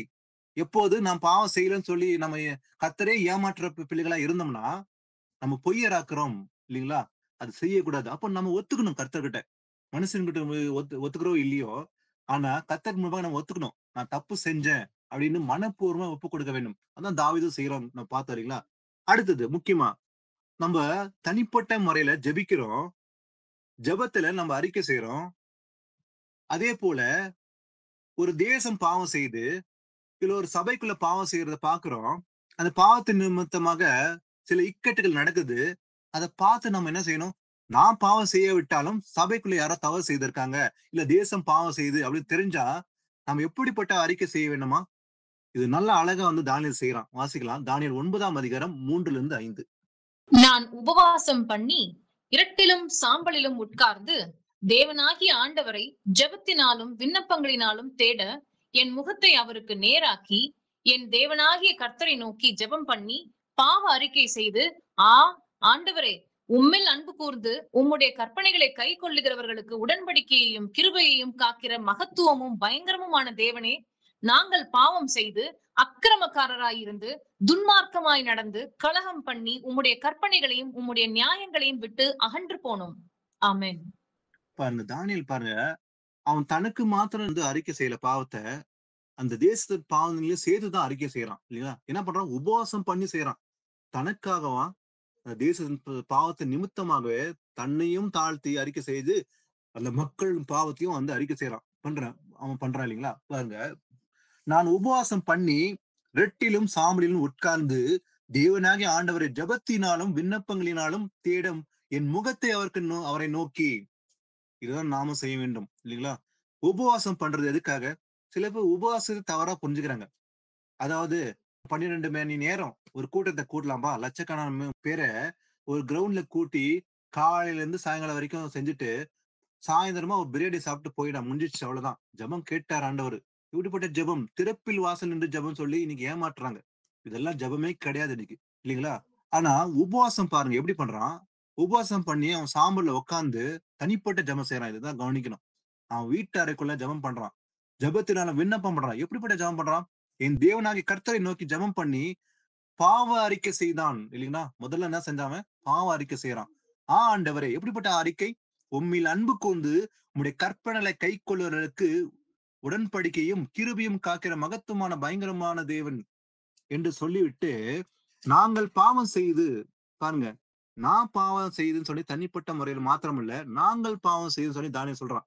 தானியேல் பாவம் செய்தானா அந்த சமயத்துல? கண்டிப்பா கிடையாது. இல்ல, இருக்க முடியாது, வாய்ப்பே கிடையாது. ஆனா அந்த மக்கள் செய்த பாவத்தை தன்னுடைய பாவம் என்று எடுத்துக்கிறான். நாங்கள் பாவம் செய்துன்னு சொல்றான். நாங்கள் பாவம் செய்து விட்டோம் ஆண்டவரே, அக்கிரமக்காரா இருந்து துன்மார்க்கமாய் நடந்து கலகம் பண்ணி உம்முடைய கற்பனைகளை உம்முடைய நியாயங்களை விட்டு அகன்று போனோம் அப்படின்னு சொல்லி நாங்க எல்லாருமே பாவம் செய்துன்னு சொல்லி அறிக்கை செய்யறோம். இப்படிப்பட்ட அறிக்கை தான் தேவை. அப்ப எனக்கு மாத்திரமல்ல அறிக்கை, இது தேசம் பாவம் செய்தா? ஆமாண்டவரே, நாங்கள் பாவம் செய்தோம், சிலை வழிபாடு செஞ்சோம், விபச்சாரம் செய்த ஆண்டவரே, இந்த தேசம் செய்து நாங்களும் செய்திருக்கிறோம் என்று தானியேலை போலதான் அறிக்கை செய்யணும். தனக்கு மாத்திரமல்ல, நம்முடைய எல்லாருடைய பாவங்களும் சேர்த்து அறிக்கை செய்ய வேண்டும். ஒரு சபையில பாவம் செய்யறத பாக்குறோமா, தவறு நடக்குதா, அதை சேர்த்து நம்ம அறிக்கை பண்ணும். ஆமாண்டவரே, இந்த பாவம் செய்ய காரணம் நாங்கள் தான் சொல்லி, நாங்கள் என்று நம்மையும் சேர்த்துதான் ஜெபம். நான் கரெக்டா இருக்கிறேன்பா, மற்றவங்க தான் பாவம் செய்திருக்காங்க அப்படின்னு சொல்லாம, நாங்கள் பாவம் செய்த மாண்டவன் சொல்லிதான் ஒப்பு கொடுத்து ஜபிக்கணும். இப்படிப்பட்ட ஜபம் தான் தேவனுக்கு பிரியமா இருக்குன்னு சொல்லி பாக்குறோம் இல்லைங்களா? அடுத்தது இந்த 2 விஷயம் பார்த்தா, இண்டிவிஜுவல் குரூப் பிரேயர் எப்படி செய்யணும், எதை கேட்பான்னு சொல்லி. அடுத்தது இன்னொன்னு, ஜெபம் பண்றோம், அந்த ஜெபம் விசுவாசத்தோட ஜெபம் பண்ண வேண்டும். விசுவாச ஜெபம் ரொம்ப முக்கியம் இல்லைங்களா? விசுவாசம் இல்லாம கர்த்தருக்கு பிரியமா இருக்க முடியாது. மார்க் 11:24 வாசிக்கலாம். ஆதலால் நீங்கள் ஜெபம் பண்ணும்போது எவைகளை கேட்டுக் கொள்ளுவீர்களோ அவைகளை பெற்றுக்கொள்வோம் என்று விசுவாசியுங்கள், அப்பொழுது அவைகள் உங்களுக்கு உண்டாகும் என்று சொல்லுகிறேன். ஆமென். பாருங்க, ஆண்டவர் சொல்லி கொடுக்குறாரு, நீங்கள் ஜெபம் பண்ணும்போது எது முக்கியமா கவனிக்கணும். எவைகளை கேட்டுக் கொள்வீர்களோ, எதெல்லாம் ஆண்டவர்கிட்ட சித்தப்படி கேட்கிறோமோ, அதே போல ரொம்ப முக்கியம். எதை கேட்கறது முக்கியம், அது சித்தப்படி கேட்கிறோமா இல்லைன்றது அதுவும் முக்கியம் தான் இல்லைங்களா? எதெல்லாம் கேட்கிறோமோ அவைகளை பெற்றுக்கொள்வோம் அல்லது பெற்றுக்கொண்டோம் என்ற விசுவாசம் அதுவும் நல்லதுதான் இல்லைங்களா? அது கொடுப்பதுக்கு முன்னாடி நான் பெற்றுக்கொண்டேன், கண்டிப்பா 100% கேரண்டி நான் ரிசீவ் பண்ணிடுவேன் அப்படின்ற நம்பிக்கை, அப்படிப்பட்ட விசுவாசம் தேவை. அவைகளை பெற்றுக்கொள்வோம் என்று விசுவாசிங்கள், அப்போது அவைகள் உங்களுக்கு உண்டாகும் என்று சொல்லுகிறேன். அப்போ விசுவாசத்தோட ஜெபம் பண்ண வேண்டும். பெற்றுக்கொள்வோம் சொல்லி ஜபித்தால் அப்போதுதான் அது உண்டாகும் சொல்லி ஆண்டவர் சொல்றாரு இல்லையா? இதுக்கு இன்னொரு வசனம் வாசிக்கலாம். யாக்கோபு 5:13-16. உங்களில் ஒருவன் துன்பப்பட்டால் ஜெபம் பண்ண கடவன். ஒருவன் மகிழ்ச்சியாயிருந்தால் சங்கீதம் பாட கடவன். உங்களில் ஒருவன் வியாதிப்பட்டால் அவன் சபையின் மூப்பர்களை வரவழைப்பானாக. அவர்கள் கர்த்தருடைய நாமத்தினாலே அவனுக்கு எண்ணெய் பூசி அவனுக்காக ஜெபம் பண்ண கடவர்கள். அப்பொழுது விசுவாசமுள்ள ஜெபம் பிணியாளியை ரட்சிக்கும். கர்த்தர் அவனை எழுப்புவார். அவன் பாவம் செய்தவனானால் அது அவனுக்கு மன்னிக்கப்படும். ஆமென். ஆமீன். பாருங்க, இந்த 13ஆம் வசனத்துல 2 விஷயத்தை கவனிங்க. உங்களில் ஒருவன் துன்பப்பட்டால், யாராவது துன்பப்பட்டா என்ன பண்ணணுமா? கோவப்படணுமா? இல்ல எமோஷன் ஆகி அதுல ஒரு டிப்ரெஸ்ல போகணுமா? கண்டிப்பா கூடாது. ஜெபம் பண்ண கடவன் அப்படின்னு சொல்றாரு ஆண்டவர். துன்பப்பட்டா ஜெபம் பண்ணுங்கப்பா. அதே போல சந்தோஷமா இருக்கிறியா? ஒருவன் மகிழ்ச்சியா இருந்தால், ரொம்ப சந்தோஷமா இருந்தா என்ன பண்ணுமா? சங்கீதம் பாட கடவன். அப்போ தேவனை துதித்து பாடுவது நல்லது. ஆனா சில நேரங்கள்ல இன்னைக்கு உலகம் எப்படி இருக்குன்னு பாத்தீங்கன்னா, கிறிஸ்துவ உலகம் ஒரு மேடையை அலங்காரம் பண்ணிட்டு டிஸ்கோ லைட் மாதிரி போட்டுட்டு இது ஆராதனை சொல்லி இன்னைக்கு ஏமாற்றுறாங்க. ஒரு டான்ஸ், பாட்டு, சினிமா போல ஒரு ஸ்டைல்ல போட்டு மற்ற பார்க்கணும்னு சொல்லி தன்னை வெளிப்படுத்தி ஆராதனை சொல்ற பாடல்கள் இது கர்த்தருக்கு அருவருப்பானது. ஆனா எப்ப பாடணுமா? சங்கீதம் பாட கடவன் எப்போது மகிழ்ச்சியா இருக்கும்போது, என்னுடைய தனிப்பட்ட முறையில என் வீட்டிலேயோ இல்ல நான் வேலை செய்யும் போதோ இல்ல மற்ற நேரங்களோ என்னை தனிப்பட்ட முறையில எனக்கு சந்தோஷம் இருக்குது.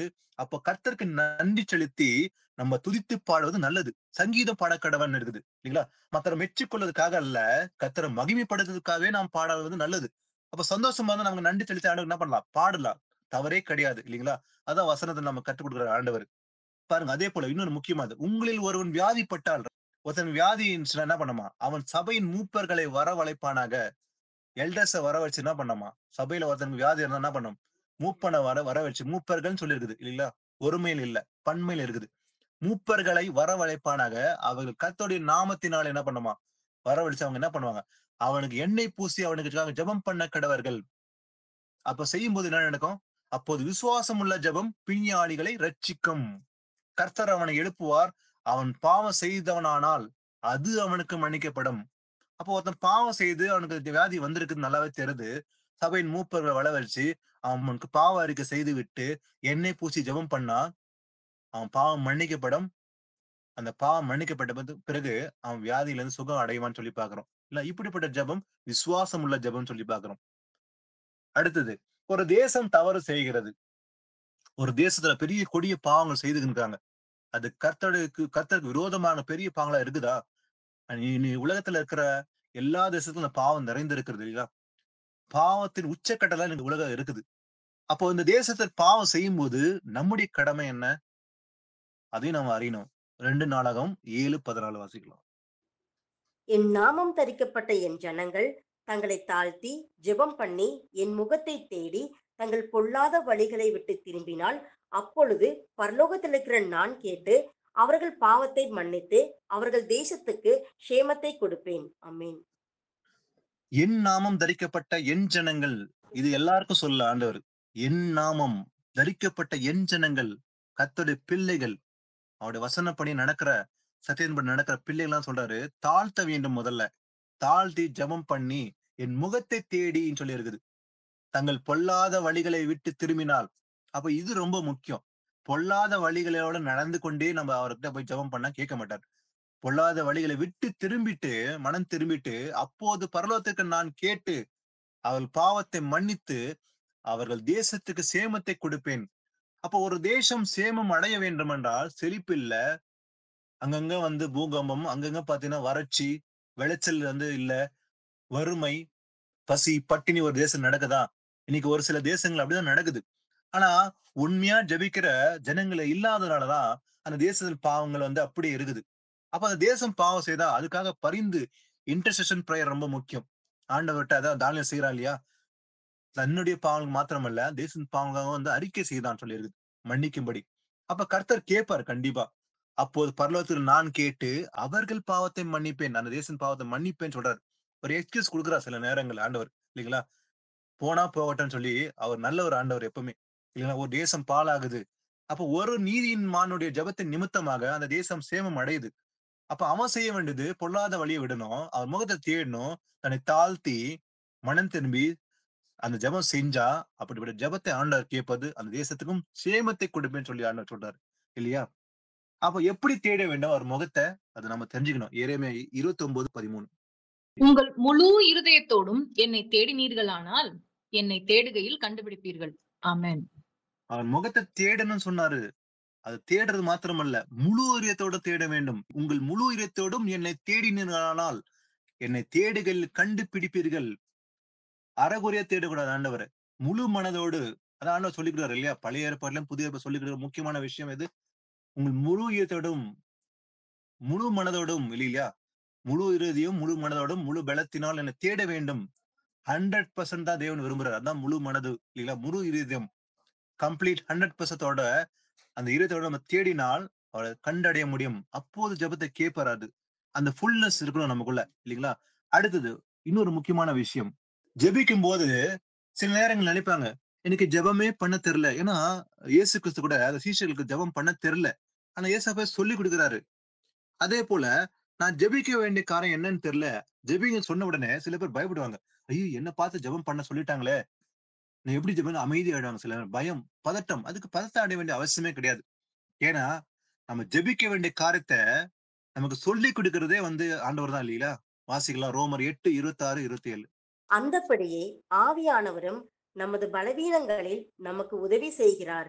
நாம் ஏற்றபடி வேண்டிக் கொள்ள வேண்டியது இன்னதென்று அறியாமல் இருக்கிறபடியால் ஆவியானவர் தாமே வாக்கு கடங்காத பெருமூச்சுகளோடு நமக்காக வேண்டுதல் செய்கிறார். ஆவியானவர் தேவனுடைய சித்தத்தின்படியே பரிசுத்தவான்களுக்காக வேண்டுதல் செய்கிறபடியால் இருதயங்களை ஆராய்ந்து பார்க்கிறவர் ஆவியின் சிந்தை இன்னதென்று அறிவார். ஆமீன். பாருங்க, அந்தபடி ஆவியானவர் நமது பலவீனங்களில் நமக்கு உதவி செய்கிறார். நமக்கு பலவீனம் இருக்குதுன்னு சொல்லி ஆண்டவர் நல்லாவே தெரியும். அந்த பலவீனம் இருக்கிறதுனாலதான் நமக்கு உதவி செய்வார். அவர் யார் உதவி செய்யறது? இயேசு கிறிஸ்து தான். ஆவியானவர் யாரு? இயேசு கிறிஸ்து தான் ஆவியானவர். அவர் நமக்குள்ள இருக்கிறதுனால, நமக்கு உதவி செய்கிறதுனால, நம்ம ஒருபோதும் வருத்தப்பட வேண்டாம். யோசிக்க வேண்டிய அவசியமே இல்ல. ஆனா எப்படி ஜெபிக்கணும்? எனக்கு தெரியல அப்படின்னு நினைக்க வேண்டாம். ஏன்னா, நாம் ஏற்றபடி வேண்டிக் கொள்ள வேண்டியது என்னவென்று அறியாமல் இருக்கிறபடியால், நமக்கு நல்லாவே தெரியும். எப்படி ஜெபிக்கணும் ஆரம்பிக்கிறது தெரியாது. ஆனா, அவர் உதவி செய்யற நமக்குள்ள இருக்கிறதுனால, நம்ம ஆரம்பம் செய்ய வேண்டியது என்ன? எப்படி ஜெபிக்கணும்னு சொல்லி ஆண்டவரே வந்து கண்டிப்பா நமக்குள்ள என்ன பண்ணுவாராம்? ஆவியானவர் தாமே வாக்கு கடங்காத பெருமூச்சுகளோட நமக்குள்ள நமக்காக வேண்டுதல் செய்கிறார். அப்ப நமக்குள்ள இருந்து வேண்டுதல் செய்கிறது நான் அல்ல. நம்மள அறியாமலே நம்ம வந்து ஜெபம் பண்ணுவோம். ஆரம்பிச்சுருவோம் இல்லீங்களா? நம்ம தனிப்பட்ட அறையில நம்ம அந்த அனுபவம் இருக்குதா? ஆரம்பத்துல இருந்ததா? இப்ப நமக்கு அனுபவம் இருக்கும் இல்லீங்களா? நம்ம வந்து அறைக்குள்ள போய் கதவு மூடி, கண்ணை மூடி ஆண்டவர்ட்ட விண்ணப்பம் பண்ணும்போது, நம்மள அறியாமலே வார்த்தைகள் நம்ம விண்ணப்பம் பண்ணுவோம். ஏன்னா நமக்கு உதவி செய்து ஆவியானவர் இல்ல. பெருமூச்சுகளோடு நமக்காக வேண்ட செய்கிறார். இல்லீங்களா? அப்ப ஆவியானவர் தேவனுடைய சித்தத்தின்படியே பரிசுத்தவான்களுக்காக எப்படியா? தேவனுடைய சித்தத்தின்படியே அவர் சித்தப்படிதான் செய்வாரு. பரிசுத்தவான்களுக்காக வேண்டுதல் செய்கிறபடியால் இருதயங்களை ஆராய்ந்து பார்க்கிறவர் ஆவியின் சிந்தை இன்னதென்று அறிவார். அப்போ நமக்குள்ள இருந்து நம்ம எப்படி வந்து வேண்டுதல் செய்யணும்னு சொல்லி கர்த்தரே நமக்கு வந்து நமக்குள்ள வேண்டு செய்வாராம். நமக்கு உதவி செய்யறது ஹெல்ப்பர் அவர்தான் இல்லைங்களா? அவர் பேரு ஹெல்ப்பர். ஆவியினர் யாரு? நமக்கு ஹெல்ப் பண்றவர் இல்லையா? நம்முடைய பலவீனங்களை உதவி செய்யறதே வேற யாரும் கிடையாது. ஆவியானவர் தான். அப்ப நம்ம எப்படி ஜெபிக்கணும்னு தெரியாதனால நமக்கு ஹெல்ப் பண்றதே அவர்தான். அந்த வார்த்தைகளை கொடுத்து இப்படிதான் ஜெபிக்கணும்னு சொல்லி வெளிப்படுத்தி, அதுக்கு ஏற்றபடி ஜெபிக்கும்படி நமக்கு கொண்டு போவாரு. அதனால ஒருபோதும் கவலையோ, ஜெபிங்கன்னு சொல்ல உடனே ஒருபோதும் வருத்தமோ, பயமோ வரக்கூடாது. இல்லைங்களா? அப்ப ஒருவேளை நம்ம வந்து ஆரம்பத்துல பயம் இருந்துக்கணும். ஆனா இன்னைக்கு நம்ம வளர்ந்து இருக்கிறோமா? வளர்ந்திருந்தால் அந்த பயம் இருக்கக்கூடாது. அப்ப எந்த சூழ்நிலையிலும் நம்ம ஜெபிக்க ரெடியா இருக்கணும். நான் ஜெபிக்க ரெடி. ஆவினர் என்ன சொல்லுகிறாரோ அந்த காரியத்துக்காக ஜெபிக்கன்னு சொல்லி நம்ம தயாரா இருக்க வேண்டும். அதுதான் வந்து ஆவிக்குரிய வளர்ச்சி அடைந்திருக்கிறதுக்காக அர்த்தம். இல்லீங்களா? அடுத்தது, எந்த ஜெபம் வந்து கேட்பாரு, எந்த ஜெபம் கேட்க மாட்டாரு. இந்த 2 விஷயம் நம்ம அறியணும். எப்படி ஜெபித்தா கேட்பாரு, எப்படி ஜெபித்தா கேட்க மாட்டாரு. அதையும் அறியணும். 1 யோவான் 3, 22, 23. அவருடைய கற்பனைகளை நாம் கைக்கொண்டு அவருக்கு முன்பாக பிரியமானவைகளை செய்கிறபடியினால் நாம் வேண்டிக் கொள்கிறது எதுவோ அதை அவராலே பெற்றுக்கொள்ளுகிறோம். நாம் அவருடைய குமாரனாகிய இயேசு கிறிஸ்துவின் நாமத்தின் மேல் விசுவாசமாயிருந்து அவர் நமக்கு கட்டளையிட்டபடி ஒருவரில் ஒருவர் அன்பாய் இருக்க வேண்டும் என்பதே அவருடைய கற்பனையாய் இருக்கிறது. ஆமென். ஆமீன். பாருங்க. அவருடைய கற்பனைகளை நாம் கைக்கொண்டு அவருக்கு முன்பாக பிரியமானவைகளை செய்கிறபடியால், அப்ப கற்பனை கைக்கொள்றது பிரதானமா இருக்குது. கைக்கொண்டு அவருக்கு பிரியமானதை செய்கிறபடியால், நாம் வேண்டிக் கொள்ளுகிறது என்ன எதுவோ அதை அவரால பெற்றுக் கொள்கிறோம். அப்ப எப்போ வந்து அந்த ஜெபம் வந்து கேட்கப்படுது? அவருடைய கற்பனைப்படி நம்ம செஞ்சா. செய்வது மாத்திரமல்ல, அவருக்கு பிரியமா செஞ்சாக்கா, அப்போ நம்ம பெற்றுக் கொள்வோம்னு சொல்லியிருக்கு இல்லையா? இப்படிப்பட்ட ஜெபம் கேட்பாரு. அதே போல, நம்முடைய குமாரனாக இயேசு கிறிஸ்துவின் நாமத்தின் மேல் விசுவாசமா இருந்து, அவர் நமக்கு கட்டளையிட்டபடி ஒருவரில் ஒருவர் அன்பா இருக்க வேண்டும் என்பதே அவருடைய கற்பனையா இருக்குது. இல்லீங்களா? இப்போ முதல் வசனத்த வாசித்தோம் 22ல. அவருடைய கற்பனைப்படி நாம் கைக்கொண்டு எந்த கற்பனை? ஒருவரில் ஒருவர் அன்பா இருக்க வேண்டும். அன்பு என்பது மாம்ச அன்பை பத்தி சொல்ல. ஆவிக்குரிய அன்பு. அப்போ நெறைய பேர் வந்து மாம்ச அன்பில தான் இருக்கிறாங்க. அந்த ஆவிக்குரிய அன்பை பத்தி தெரியாமலே இருக்குது. அன்புல வித்தியாசத்த பார்க்கணும். எது உண்மையான அன்பு? எந்த அன்ப சொல்றாருன்னு ஏசப்பா அத அறிந்து கொள்ளணும். பகுத்தறிய அந்த ஞானம் வேணும் நமக்கு. ஆவியில வந்து நம்ம அன்பு செலுத்த வேண்டும். மாம்ச அன்பு ஒருபோதும் கிடையாது. ஏன்னா மாம்ச அன்பு மரணம் இருக்குது இல்லையா? அதனால ஆவியில அன்பு செலுத்த வேண்டும். ஏன்னா நம்ம எல்லாருமே கூடி இருப்பது மாம்சத்துல இல்ல. நம்ம எல்லாரும் ஆவியில இணைக்கப்பட்டிருக்கிறோம் நம்ம இன்னைக்கு கூட இல்லீங்களா? நம்ம எல்லாரும் வந்து சகோதர சகோதரிகள், அண்ணன், தங்கை, அக்கா, இல்ல அப்பா, அம்மா இப்படிதான் வந்து நம்ம உறவுகள். ஆனா இது எல்லாமே மாம்சப்படி கிடையாது. இது எல்லாமே ஆவியில தான் இல்லீங்களா? இது எல்லாமே ஸ்பிரிச்சுவல் ரிலேஷன்ஷிப்ன்னு பார்க்கலாம். Fellowship, relationship. அப்ப நம்முடைய ரிலேஷன்ஷிப் எல்லாமே ஸ்பிரிச்சுவலா தான் இருக்கே தவிர, இது வந்து ஃப்ளெஷ்லி கிடையவே கிடையாது இல்லீங்களா? அப்ப இப்படிப்பட்ட அன்பு இருந்தா, இந்த அன்பு செஞ்சாக்கா, நமக்கு செவி கொடுப்பார். அவரால பெற்றுக் கொள்கிறோம் சொல்லி பார்க்கிறோம். அடுத்தது யாக்கோபு 4:5 வாசிக்கலாம். நீங்கள் விண்ணப்பம் பண்ணியும் உங்கள் இச்சைகளை நிறைவேற்றும்படி செலவழிக்க வேண்டும் என்று தகாத விதமாய் விண்ணப்பம் பண்ணுகிறபடியால் பெற்றுக் கொள்ளாமல் இருக்கிறீர்கள். ஆமென். பாருங்க, எப்படிப்பட்ட ஜெபம் கேட்குவாருன்னு சொல்லி இருக்குது. அடுத்தது எப்படிப்பட்ட ஜெபத்தை கேட்க மாட்டாராம். நீங்கள் விண்ணப்பம் பண்ணியும் விண்ணப்பம் பண்றோம். ஆனா உங்கள் இச்சைகளை நிறைவேற்றும்படி செலவழிக்க வேண்டும் என்று தகாத விதமாய் விண்ணப்பம் பண்ணுகிறபடியால், சில நேரங்கள்ல நம்ம செய்திருக்க கூடும், அந்த அனுபவம் இருக்குது. நம்ம எல்லாருமே வந்து தவறு செய்திருக்கிறோம் ஆரம்பத்துல, இல்லன்னு சொல்ல முடியாது இல்லையா? நம்ம விண்ணப்பம் செய்தது எல்லாமே இச்சையின்படி தான் செஞ்சிருக்கிறோம். இதெல்லாம் வேணும் ஒரு பெரிய லிஸ்ட் போட்டு ஆண்டவர்ட்ட இது எல்லாமே வந்து ரிக்வெஸ்ட் சொல்லிடுவோம். ஆண்டவரே இது வேணும், அது வேணும், இப்படி எல்லாம் செய்யணும், இதெல்லாம் எனக்கு செஞ்சு கொடுங்க அப்படின்னு சொல்லி எல்லாம் விண்ணப்பம் இல்லைங்களா? இதெல்லாம் இச்சையின்படி தான் இருந்தது. ஏன்னா வசனம் சொல்லுது, உங்கள் இச்சைகளை நிறைவேற்றும்படி செலவழிக்க வேண்டும் என்று தகாத விதமாய் விண்ணப்பம் பண்ணுகிறபடியால், ஆண்டவர் நான் வெளிநாட்டுக்கு போனோம், அங்க போய் வந்து ஒரு பெரிய ஒரு கம்பெனி வேலை செஞ்சு நான் சம்பாதிச்சு திரும்பி வந்து நான் ஊருக்கு வந்து செட்டில் ஆகணும். இதெல்லாம் கர்த்தர் விரும்புறாரா? ஆனா இப்படிதான் விண்ணப்பம் பண்றாங்க. அதான் சொல்லுது, செலவழிக்க வேண்டும் என்று தகாத விண்ணப்பம் பண்ணுகிறபடியால் பெற்றுக் கொள்ளாமல் இருக்கிறீர்கள். இதை பெற்றுக்கொள்ள முடியாது. அப்ப அப்படிப்பட்ட ஜெபத்தை ஆண்டவர் கேட்க மாட்டாராம். இல்லைங்களா? அது வீணான ஜெபம்னு சொல்லி பார்க்கிறோம். இல்லைங்களா? அடுத்தது இன்னொன்னு முக்கியமானது, இது ரொம்ப முக்கியமானது. இந்த ஃபாஸ்டிங் பிரேயர். இது எல்லாருமே கிறிஸ்துவ அறிந்திருக்கிற ஒரு முக்கியமான விஷயம். ஆனா அது அந்த தெளிவு இல்லாம நிறைய பேர் நீங்க ஃபாஸ்டிங் பிரேயர்ன்னு சொல்றாங்க. ஆனா இந்த ஃபாஸ்டிங் பிரேயர் ஆண்டவர் சொல்லிக் கொடுக்கிறாரு. ஒரு சில விஷயங்களை பார்க்கலாம். மத்தேயு 6ஆம் அதிகாரம் 16-18. நீங்கள் உபவாசிக்கும் போது மாயக்காரரைப் போல முகவாடலாய் இராதேயுங்கள். அவர்கள் உபவாசிக்கிறதை மனுஷர் காணும் பொருட்டாக தங்கள் முகங்களை வாட பண்ணுகிறார்கள். அவர்கள் தங்கள் பலனை அடைந்து தீர்ந்ததென்று மெய்யாகவே உங்களுக்கு சொல்லுகிறேன். நீயோ உபவாசிக்கும் போது அந்த உபவாசம் மனுஷர்களுக்கு காணப்படாமல் அந்தரங்கத்தில் இருக்கிற உன் பிதாவுக்கே காணப்படும்படியாக உன் தலைக்கு எண்ணெய் பூசி உன் முகத்தை கழுவு. அப்பொழுது அந்தரங்கத்தில் பார்க்கிற உன் பிதா உனக்கு வெளியரங்கமாய் பலனளிப்பார். ஆமென். பாருங்க, ஏசப்பா சொல்லிக் கொடுக்கிறாரு, நீங்கள் உபவாசிக்கும் போது உபவாசம் பண்றதுனாலதான் கட்டாயமா உபவாசம் பண்ணிதான் ஆகணும் இல்லைங்களா? இதுல நம்ம பழகணும். ஆனா எப்படிப்பட்ட உபவாசம்? மாயக்காரை போல முகவாடலாய் இராதேயுங்கள். இந்த மாயக்காரர் என்ன பண்ணாங்க? எல்லாரும் பார்க்கணும்னு சொல்லி வெளிய தோற்றத்துல காண்பிக்கன்னு சொல்லி உபவாசம் பண்ணாங்க. அப்படி செய்யக்கூடாதாம். அவள் உபவாசிக்கிறதை மனுஷர் காணும் பொருட்டாக தங்கள் முகங்களை வாட பண்ணுகிறார்கள். அப்படியே சோர்வா நீங்க நான் உபவாசம் பண்றது தெரியணும்னு சொல்லிக்காகவே பண்ணுவாங்களா? அப்படி பண்ணக்கூடாதான். ஏன்னா அவர்கள் தங்கள் பலனை அடைந்து தீர்ந்தார் என்று மேலும் உங்களுக்கு சொல்லுகிறேன்.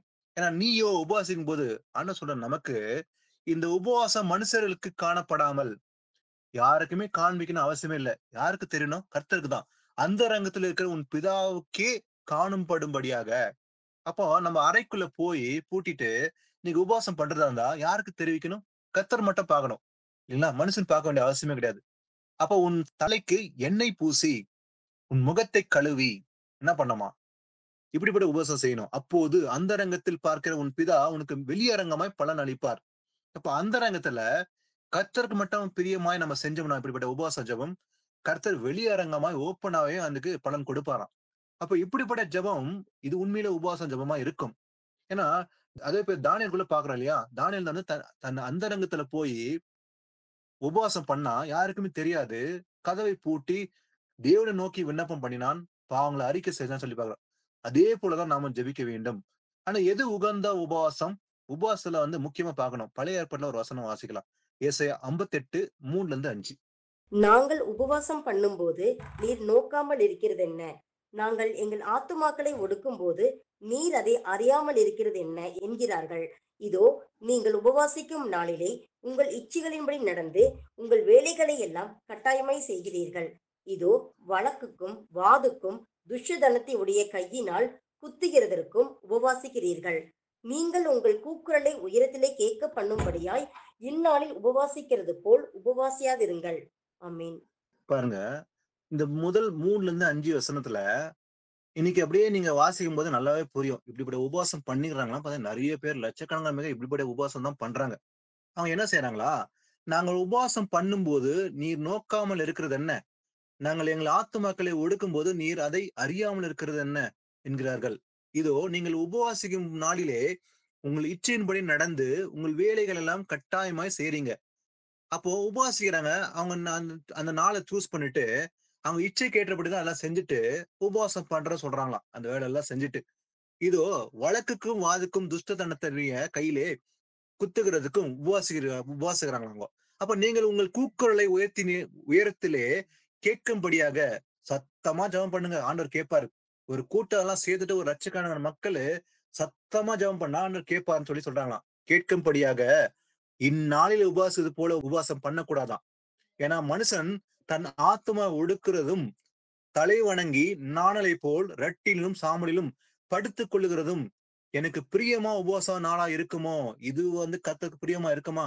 இருக்காதுன்னு தான் கர்த்தர் சொல்றாரு. ஆனா எது பிரியமா இருக்குமா? 6:7 வாசிங்க. இதே அதிகாரத்துல 6:7. அக்கிரமத்தின் கட்டுகளை அவிழ்க்கிறதும், நுகத்தடியின் பிணையல்களை நெகிழ்க்கிறதும், நெருக்கப்பட்டிருக்கிறவர்களை விடுதலையாக்கி விடுகிறதும், சகல நுகத்தடிகளையும் உடைத்து போடுகிறதும், பசியுள்ளவனுக்கு உன் ஆகாரத்தை பகிர்ந்து கொடுக்கிறதும், துரத்துண்ட சிறுமையானவர்களை வீட்டிலே சேர்த்துக் கொள்ளுகிறதும், வஸ்திரம் இல்லாதவனை கண்டால் அவனுக்கு வஸ்திரம் கொடுக்கிறதும், உன் மாம்சமானவனுக்கு உன்னை ஒழிக்காமலும் இருக்கிறதும் அல்லவோ எனக்கு உகந்த உபவாசம். ஆமென். இதுதான் ஆண்டவருக்கு ஆமென். பிரியமான உகந்த உபவாசம் சொல்லி ஆண்டவர் சொல்றாரு இல்லீங்களா? பாருங்க என்ன சொல்றாரு ஆண்டவரு? அக்கிரமத்தின் கட்டுகளை அவிழ்க்கிறதும், நுகத்தடியின் பிணையல்களை நெகிழ்க்கிறதும், நெருக்கப்பட்டவர்களை விடுதலை ஆக்குறதும், சகல நுகத்தடிகளை உடைத்து போடுகிறதும், அதே போல பசி உள்ளவனுக்கு உன் ஆகாரத்தை பகிர்ந்து கொடுக்கிறது. இதை இயேசு கிறிஸ்து வந்து புதிய ஏற்பாட்டுல ரொம்ப அழகா வந்து மத்தேயு 25ஆம் அதிகாரம் சொல்லி கொடுத்துக்கிறாரு. பசியா இருந்தேன் எனக்கு போஜனம் கொடுத்தீங்க, வஸ்திரம் இல்லாததுன்னா வஸ்திரம் கொடுத்தீங்க. எப்போது? இந்த சிறியவர்கள் எது செய்தீர்களோ அது எனக்கே செய்தீர்கள். அப்போ அவங்க மட்டும் தான் தேவனுடைய ராஜ்யத்தில் பிரவேசிக்க முடியும்னு சொல்லி நல்லா கிளியர் கட்டா இருக்குது இல்லைங்களா? அப்ப பசி உள்ளவனுக்கு உன் ஆகாரத்தை பகிர்ந்து கொடுக்கிறது, துரத்தொண்ட சிறுமையானவர்களை வீட்டிலே சேர்த்துக் கொள்கிறதும், வஸ்திரம் இல்லாதவர்களை கண்டால் அவனுக்கு வஸ்திரம் கொடுக்கிறதும், உன் மாம்சமானவனுக்கு, முக்கியமா சபை ஐக்கியத்துல நல்லா கவனிக்கணும். இது சபை ஐக்கியத்துல சொல்றாரு ஆண்டவர். உன் மாம்சமானவனுக்கு உன்னை ஒழிக்காமல் இருக்கிறதும் அல்லவோ உனக்கு உகந்த உபவாசம். ஒரு சகோதரன் வந்து சபையில வந்து குறைச்சல் இருக்குதான் பார்த்து கண்டுக்காம போதான் கர்த்தர் கேட்குவாரா? கண்டிப்பா நாளைக்கு விசாரிப்பார் இல்லைங்களா? இது வெளியே சொல்லப்படுறதுன்னு நினைக்காதீங்க. சில பேர் நினைப்பாங்க இது அங்க சொல்லப்பட்டது கட்டடத்துல இல்ல, சபை ஐக்கியத்துல நமக்குள்ளதான் ஆண்டவர் சொல்றாரு இல்லைங்களா? இது கர்த்தர் நம்ம கேட்பார் கணக்கு. இது இன்னைக்குள்ள வரும்போது அப்ப சபை ஐக்கியத்துக்குள்ள ஒருமனதுக்குள்ள இதுவும் ஆண்டவர் விருப்பப்படுறாரு. இது ஒருத்தன் குறைச்சல் இருக்கும்போது நம்ம செய்யணும். ஒரு பசி இருக்கும் போதோ இல்ல ஆகார குறைச்சலோ இல்ல வஸ்திரம் இல்லையோ எந்த குறைச்சலா இருந்தாலும் அதுக்கு நாம வந்து தாங்க வேண்டும். உதவி செய்யறது கர்த்தருக்கு கொடுத்த மாதிரிதான் இல்லைங்களா? அப்போ காணிக்கை பெட்டியில போய் காசு போடுறது தேவன் விரும்பல இல்லைங்களா? குறைச்சல் ஒருத்தனுக்கு உதவி செய்யறதா தேவன் விரும்புறாரு. ஏன்னா அங்கேயும் சொல்றாரு இல்லைங்களா? மத்தேயு 25ல அவங்க மட்டும் தான் தேவனோட வாருங்கள் பிதாவின் ராஜ்யத்துக்குன்னு சொல்லி அழைப்பு யாரு கொடுக்குறாரு? வலது பக்கத்துல இருக்கிற. ஏன்னா அவங்க எல்லாம் என்ன செய்யறாங்க? பசியுள்ளவர்களுக்கு ஆகாரம் கொடுத்தாங்க, வஸ்திரம் கொடுத்துருக்காங்க. அதே போல காவலில் இருந்தவங்களை விசாரித்தாங்க. அதே போல வியாதிப்பட்டவர்களை விசாரித்து இருக்கிறாங்க. அதாவது செஞ்சதுனால அவங்களை வந்து அழைக்கிறாரு. அதாவது செய்யாதவர்களை வந்து என்ன பண்றாரு? பால் கடுப்புல தள்ளிடுறாரு. இது கட்டட சபையில இருக்கிறவங்க சொல்லி சொல்ல வேண்டாம். இதெல்லாம் எல்லாருக்குமே பொருந்தும் இல்லைங்களா? அதனால நம்ம விசுவாசத்தை கிரிய நிமித்தமா காண்பிக்க வேண்டும். ஏன்னா இதுதான் உகந்த உபவாசம் சொல்லி ஆண்டவர் சொல்றாரு இல்லையா? அடுத்தது முக்கியமா சோர்ந்து போகாமல் ஜெபிக்கணும். லூக்கா 18:1-8 வாசிங்க. சோர்ந்து போகாமல் எப்பொழுதும் ஜெபம் பண்ண வேண்டும் என்பதை குறித்து அவர்களுக்கு அவர் ஒரு உவமையை சொன்னார். ஒரு பட்டணத்திலே ஒரு நியாயாதிபதி இருந்தான்.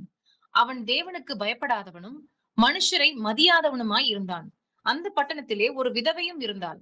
அவள் அவனிடத்தில் போய், எனக்கும் என் எதிராளிக்கும் இருக்கிற காரியத்தில் எனக்கு நியாயம் செய்ய வேண்டும் என்று விண்ணப்பம் பண்ணினாள். வெகு நாள் வரைக்கும் அவனுக்கு மனதில்லாதிருந்தது. பின்பு அவன், நான் தேவனுக்கு பயப்படாமலும் மனுஷரை மதியாமலும் இருந்தும் இந்த விதவை என்னை எப்பொழுதும் தொந்தரவு செய்கிறபடியினால் இவள் அடிக்கடி வந்து என்னை அலட்டாதபடி இவளுக்கு நியாயம் செய்ய வேண்டும் என்று தனக்குள்ளே சொல்லிக் கொண்டான் என்றார். பின்னும் கர்த்தர் அவர்களை நோக்கி, அநீதியுள்ள அந்த நியாயாதிபதி சொன்னதை சிந்தித்து பாருங்கள். அந்தபடியே தேவன் தம்மை நோக்கி இரவும் பகலும் கூப்பிடுகிறவர்களாகிய தம்மால் தெரிந்து கொள்ளப்பட்டவர்களின் விஷயத்தில் நீடிய பொறுமையுள்ளவராயிருந்து அவர்களுக்கு நியாயம் செய்யாமல் இருப்பாரோ? சீக்கிரத்திலே அவர்களுக்கு நியாயம் செய்வார் என்று உங்களுக்கு சொல்லுகிறேன். ஆகிலும் மனுஷகுமாரன் வரும்போது பூமியிலே விசுவாசத்தை காண்பாரோ என்றார். ஆமென். ஆமென். இது ஒரு அருமையான ஊமை இல்லைங்களா? ஏசப்பா சொல்றாரு, ஒரு பட்டணத்துல வந்து ஒரு நியாயாதிபதி இருக்கிறான். அவன் வந்து தேவனுக்கு பயப்படாத ஒரு மனுஷன். ரொம்ப முரட்டுத்தனமான ஒரு மனுஷன். மனுஷன் கூட மதிக்க மாட்டானாம். அப்படி இருந்தும் கூட என்ன பண்றான்? ஒரு பட்டணத்துல ஒரு விதவை போறா. ஒரு விதவை இருக்கிறா. அவங்க கிட்ட போயிட்டு எனக்கு ஒரு எதிராளிக்கும் இருக்கிற காரியத்தில் நியாயம் செய்யணும்னு சொல்லி நியாயம் செய்யும் சொல்லி அவங்ககிட்ட தேடி போறான். பண்ணாலும் கூட அவன் கண்டுக்காம போயிடறான். வெகு நாள் வரைக்கும் அவனுக்கு மனதிலா இருந்தது. அதை சரி செய்யவே இல்லை. அந்த நியாயத்தை தீர்த்து வைக்கவே இல்லை. அப்போ பின்பு அவன், நான் தேவனுக்கு பயப்படாலும் மனுஷனுக்கு மதியாமல் இருந்தும் கூட இந்த விதவை என்ன பண்றா? என்னை எப்போதும் தொந்தரவு செய்கிறபடியால் அடிக்கடி போய் விடாம போய் தொந்தரவு செய்யறான். இது நியாயம் விசாரிங்க விசாரின்னு சொல்லி விடாம போறதுனால அவன் உள்ளத்திலே ஒரு சிந்தனை வந்தது. நான் இப்படி இருக்கிறேன், தேவனுக்கும் பயப்படல, மனுஷனுக்கும் பயப்படல, அப்படி இருந்தும் கூட இந்த விதவை வந்து என்னை விசாரிக்கிறாளே, அடிக்கடி தொந்தரவு செய்யறாளே அப்படின்னு நினைச்சு, இவள் அடிக்கடி வந்து என்னை அழட்டாதபடி அவளுக்கு நியாயம் செய்ய வேண்டும் என்று தனக்குள்ளே சொல்லிக் கொண்டான். சரி, நான் நியாயம் செய்யறேன், ஏன்னா அடிக்கடி வந்து என்னையே தொந்தரவு செய்யறதுனால நான் செய்வேன்னு சொல்லி ஒரு மனதை மாற்றிக் கொள்கிறான். பாருங்க, அதுக்கு கர்த்தர் சொல்றாரு, அநீதி உள்ள அந்த நியாயாதிபதி சொன்னதை சிந்தித்து பாருங்கள், இல்லைங்களா? அந்தபடியே தேவன் தம்மை நோக்கி இரவும் பகலும் கூப்பிடுறவர்களாகிய தம்மில் தெரிந்து கொள்ளப்பட்டுள்ள விஷயத்தில், சூசன் பீப்பிள், அவங்க விஷயத்துல நீடிய பொறுமையுள்ளவர்களா இருந்து அவர்களுக்கு நியாயம் செய்யாமல் இருப்பாரா? கண்டிப்பா நியாயம் செய்வார். யார் விஷயத்துல?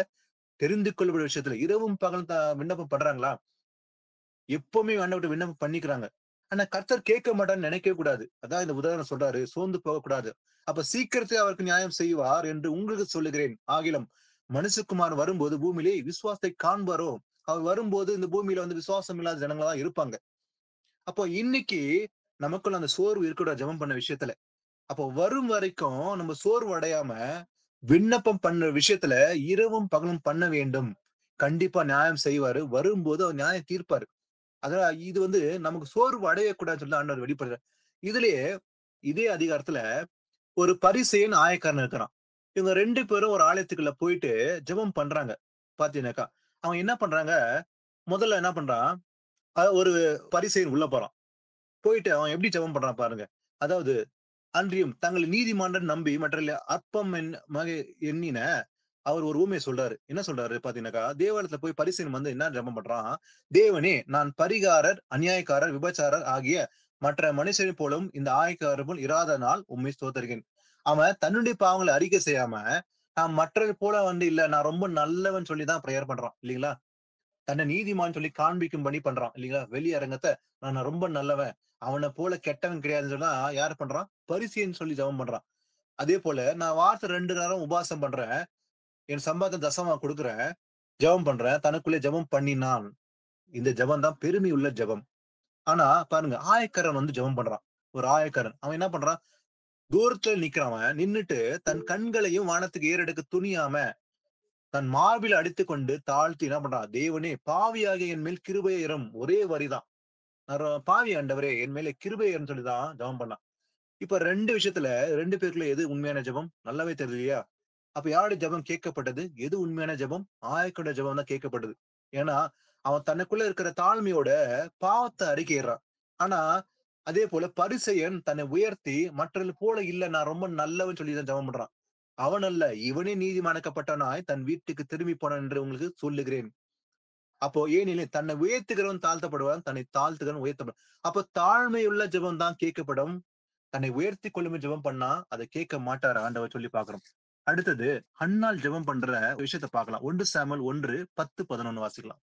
அவள் போய் மனங்கசந்து மிகவும் அழுது கர்த்தரை நோக்கி விண்ணப்பம் பண்ணி, சேனைகளின் கர்த்தாவே, தேவரீர் உம்முடைய அடியாளின் சிறுமியை கண்ணோக்கி பார்த்து உம்முடைய அடியாளை மறவாமல் நினைத்தருளி உமது அடியாளுக்கு ஒரு ஆண் பிள்ளையை கொடுத்தால் அவன் உயிரோடு இருக்கும் சகல நாளும் நான் அவனை கர்த்தருக்கு ஒப்பு கொடுப்பேன். அவன் தலையின் மேல் சவரகன் கத்தி படுவதில்லை என்று ஒரு பொருத்தனை பண்ணினாள். அமேன். பாருங்க, அன்னாளுக்கு பிள்ளையற்றவளா இருந்தா, கர்ப்பம் அடைக்கப்பட்டிருந்தது. அப்போ மிகுந்த வசனம் உண்டாகி அழுது ஜெபிக்கும் போது ஆண்டவர் ஜெபத்தை கேட்டார். பாருங்க, அவள் போய் மனங்கசந்து மிகவும் அழுது கர்த்தரை நோக்கி விண்ணப்பம் பண்ணி. ஆனா சில பேர் அழுறத பற்றி தெரியாம தான் அழுறாங்க. எப்போ ஜெபம் பண்ணாலும் ஸ்டார்டிங் எடுத்த உடனே அழ ஆரம்பிச்சுறாங்க. எல்லாம் எமோஷனல் ஜெபம் பண்ணக்கூடாது ஒருபோதும். ஆனா எப்போ அழுது ஜெபம் பண்ணணும்ன்றது நம்ம நல்லா கவனிக்கணும். அப்போ ஒருவேளை பாவம் இருந்தா, ஏதாவது எப்படிப்பட்ட ஜெபம் வந்து பண்ணணும், தேவனுக்கு ஏற்ற துக்கம் அடைஞ்சு ஜெபம் பண்ணா கேட்பாரு, இல்லைங்களா? நான் பாவம் செஞ்சுட்டு ஆண்டவரேன்னு சொல்லி மனசாவப்பட்டு அழுது ஜெபம் பண்றது நல்லது. ஆனா எடுக்கட்டாலும் ஜெபம் பண்ணும் போதெல்லாம் அழுறதுல ஜெபமே கிடையாது. அப்படிப்பட்ட ஜெபம் வந்து எமோஷனல், இல்லைங்களா?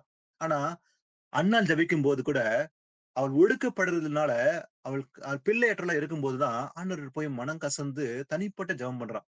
அவள் போய் மனம் கசந்து மிகவும் அழுது கர்த்தரை நோக்கி விண்ணப்பம் பண்ணி, சேனைகளின் கர்த்தாவே, தேவரீர் உம்முடைய அடியாளின் சிறுமையை கண்ணோக்கி பார்த்து உம்முடைய அடியாளாகி என்று மறவாமல் நினைத்தருளி உமது அடியாளுக்கு ஒரு ஆண் பிள்ளையை கொடுத்தாள்.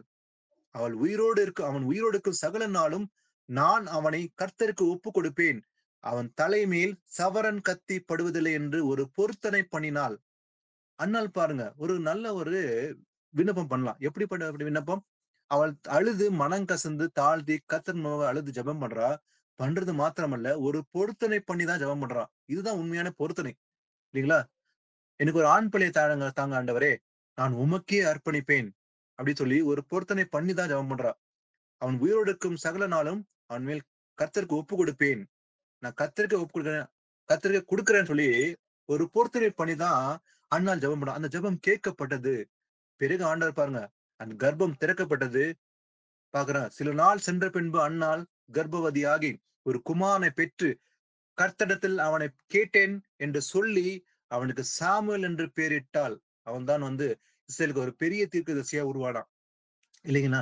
சாமுவேல் மூலம் தான் ராஜாக்கள் உருவானார்கள். சாமுவேல் மூலமாக சவுல அபிஷேகம் பண்ணி ராஜாவை ஆண்டவர் கொடுத்தாரு. பிறகு தாவீது இல்லைங்களா?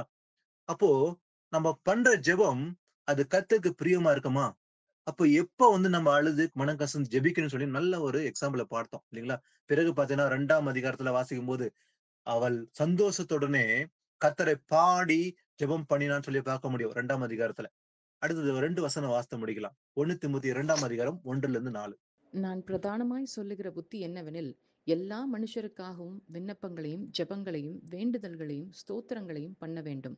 நாம் எல்லா பக்தியோடும் நல்லொழுக்கத்தோடும் கலகமில்லாமல் அமைதலுள்ள ஜீவனம் பண்ணும்படிக்கு ராஜாக்களுக்காகவும் அதிகாரமுள்ள யாவருக்காகவும் அப்படியே செய்ய வேண்டும். நம்முடைய இரட்சகராகிய தேவனுக்கு முன்பாக அது நன்மையும் பிரியமுமாய் இருக்கிறது. எல்லா மனுஷரும் ரட்சிக்கப்படவும் சத்தியத்தை அறிகிற அறிவை அடையவும் அவர் சித்தமுள்ளவராய் இருக்கிறார். ஆமென். பாருங்க, கடைசியா நம்ம இவ்வளவு விஷயத்த பார்த்தோம். பாருங்க, நான் பிரதானமே சொல்லுகிற புத்தி, அதாவது பவுல் முக்கியமா ஒரு புத்தி சொல்றாராம். என்னன்னு பாத்தீங்கன்னா, எல்லா மனுஷருக்காகவும் விண்ணப்பம் பண்ணணுமா, ஜெபங்களையும் வேண்டுதலையும் ஸ்தோத்திரங்களையும் பண்ண வேண்டும். நான் எனக்கு மாட்டோம், என் குடும்பத்துக்கு மாத்திரம் இதெல்லாம் வேணும்னு சொல்லி செல்ஃபிஷ் பிரேயர் பண்ணவே கூடாது.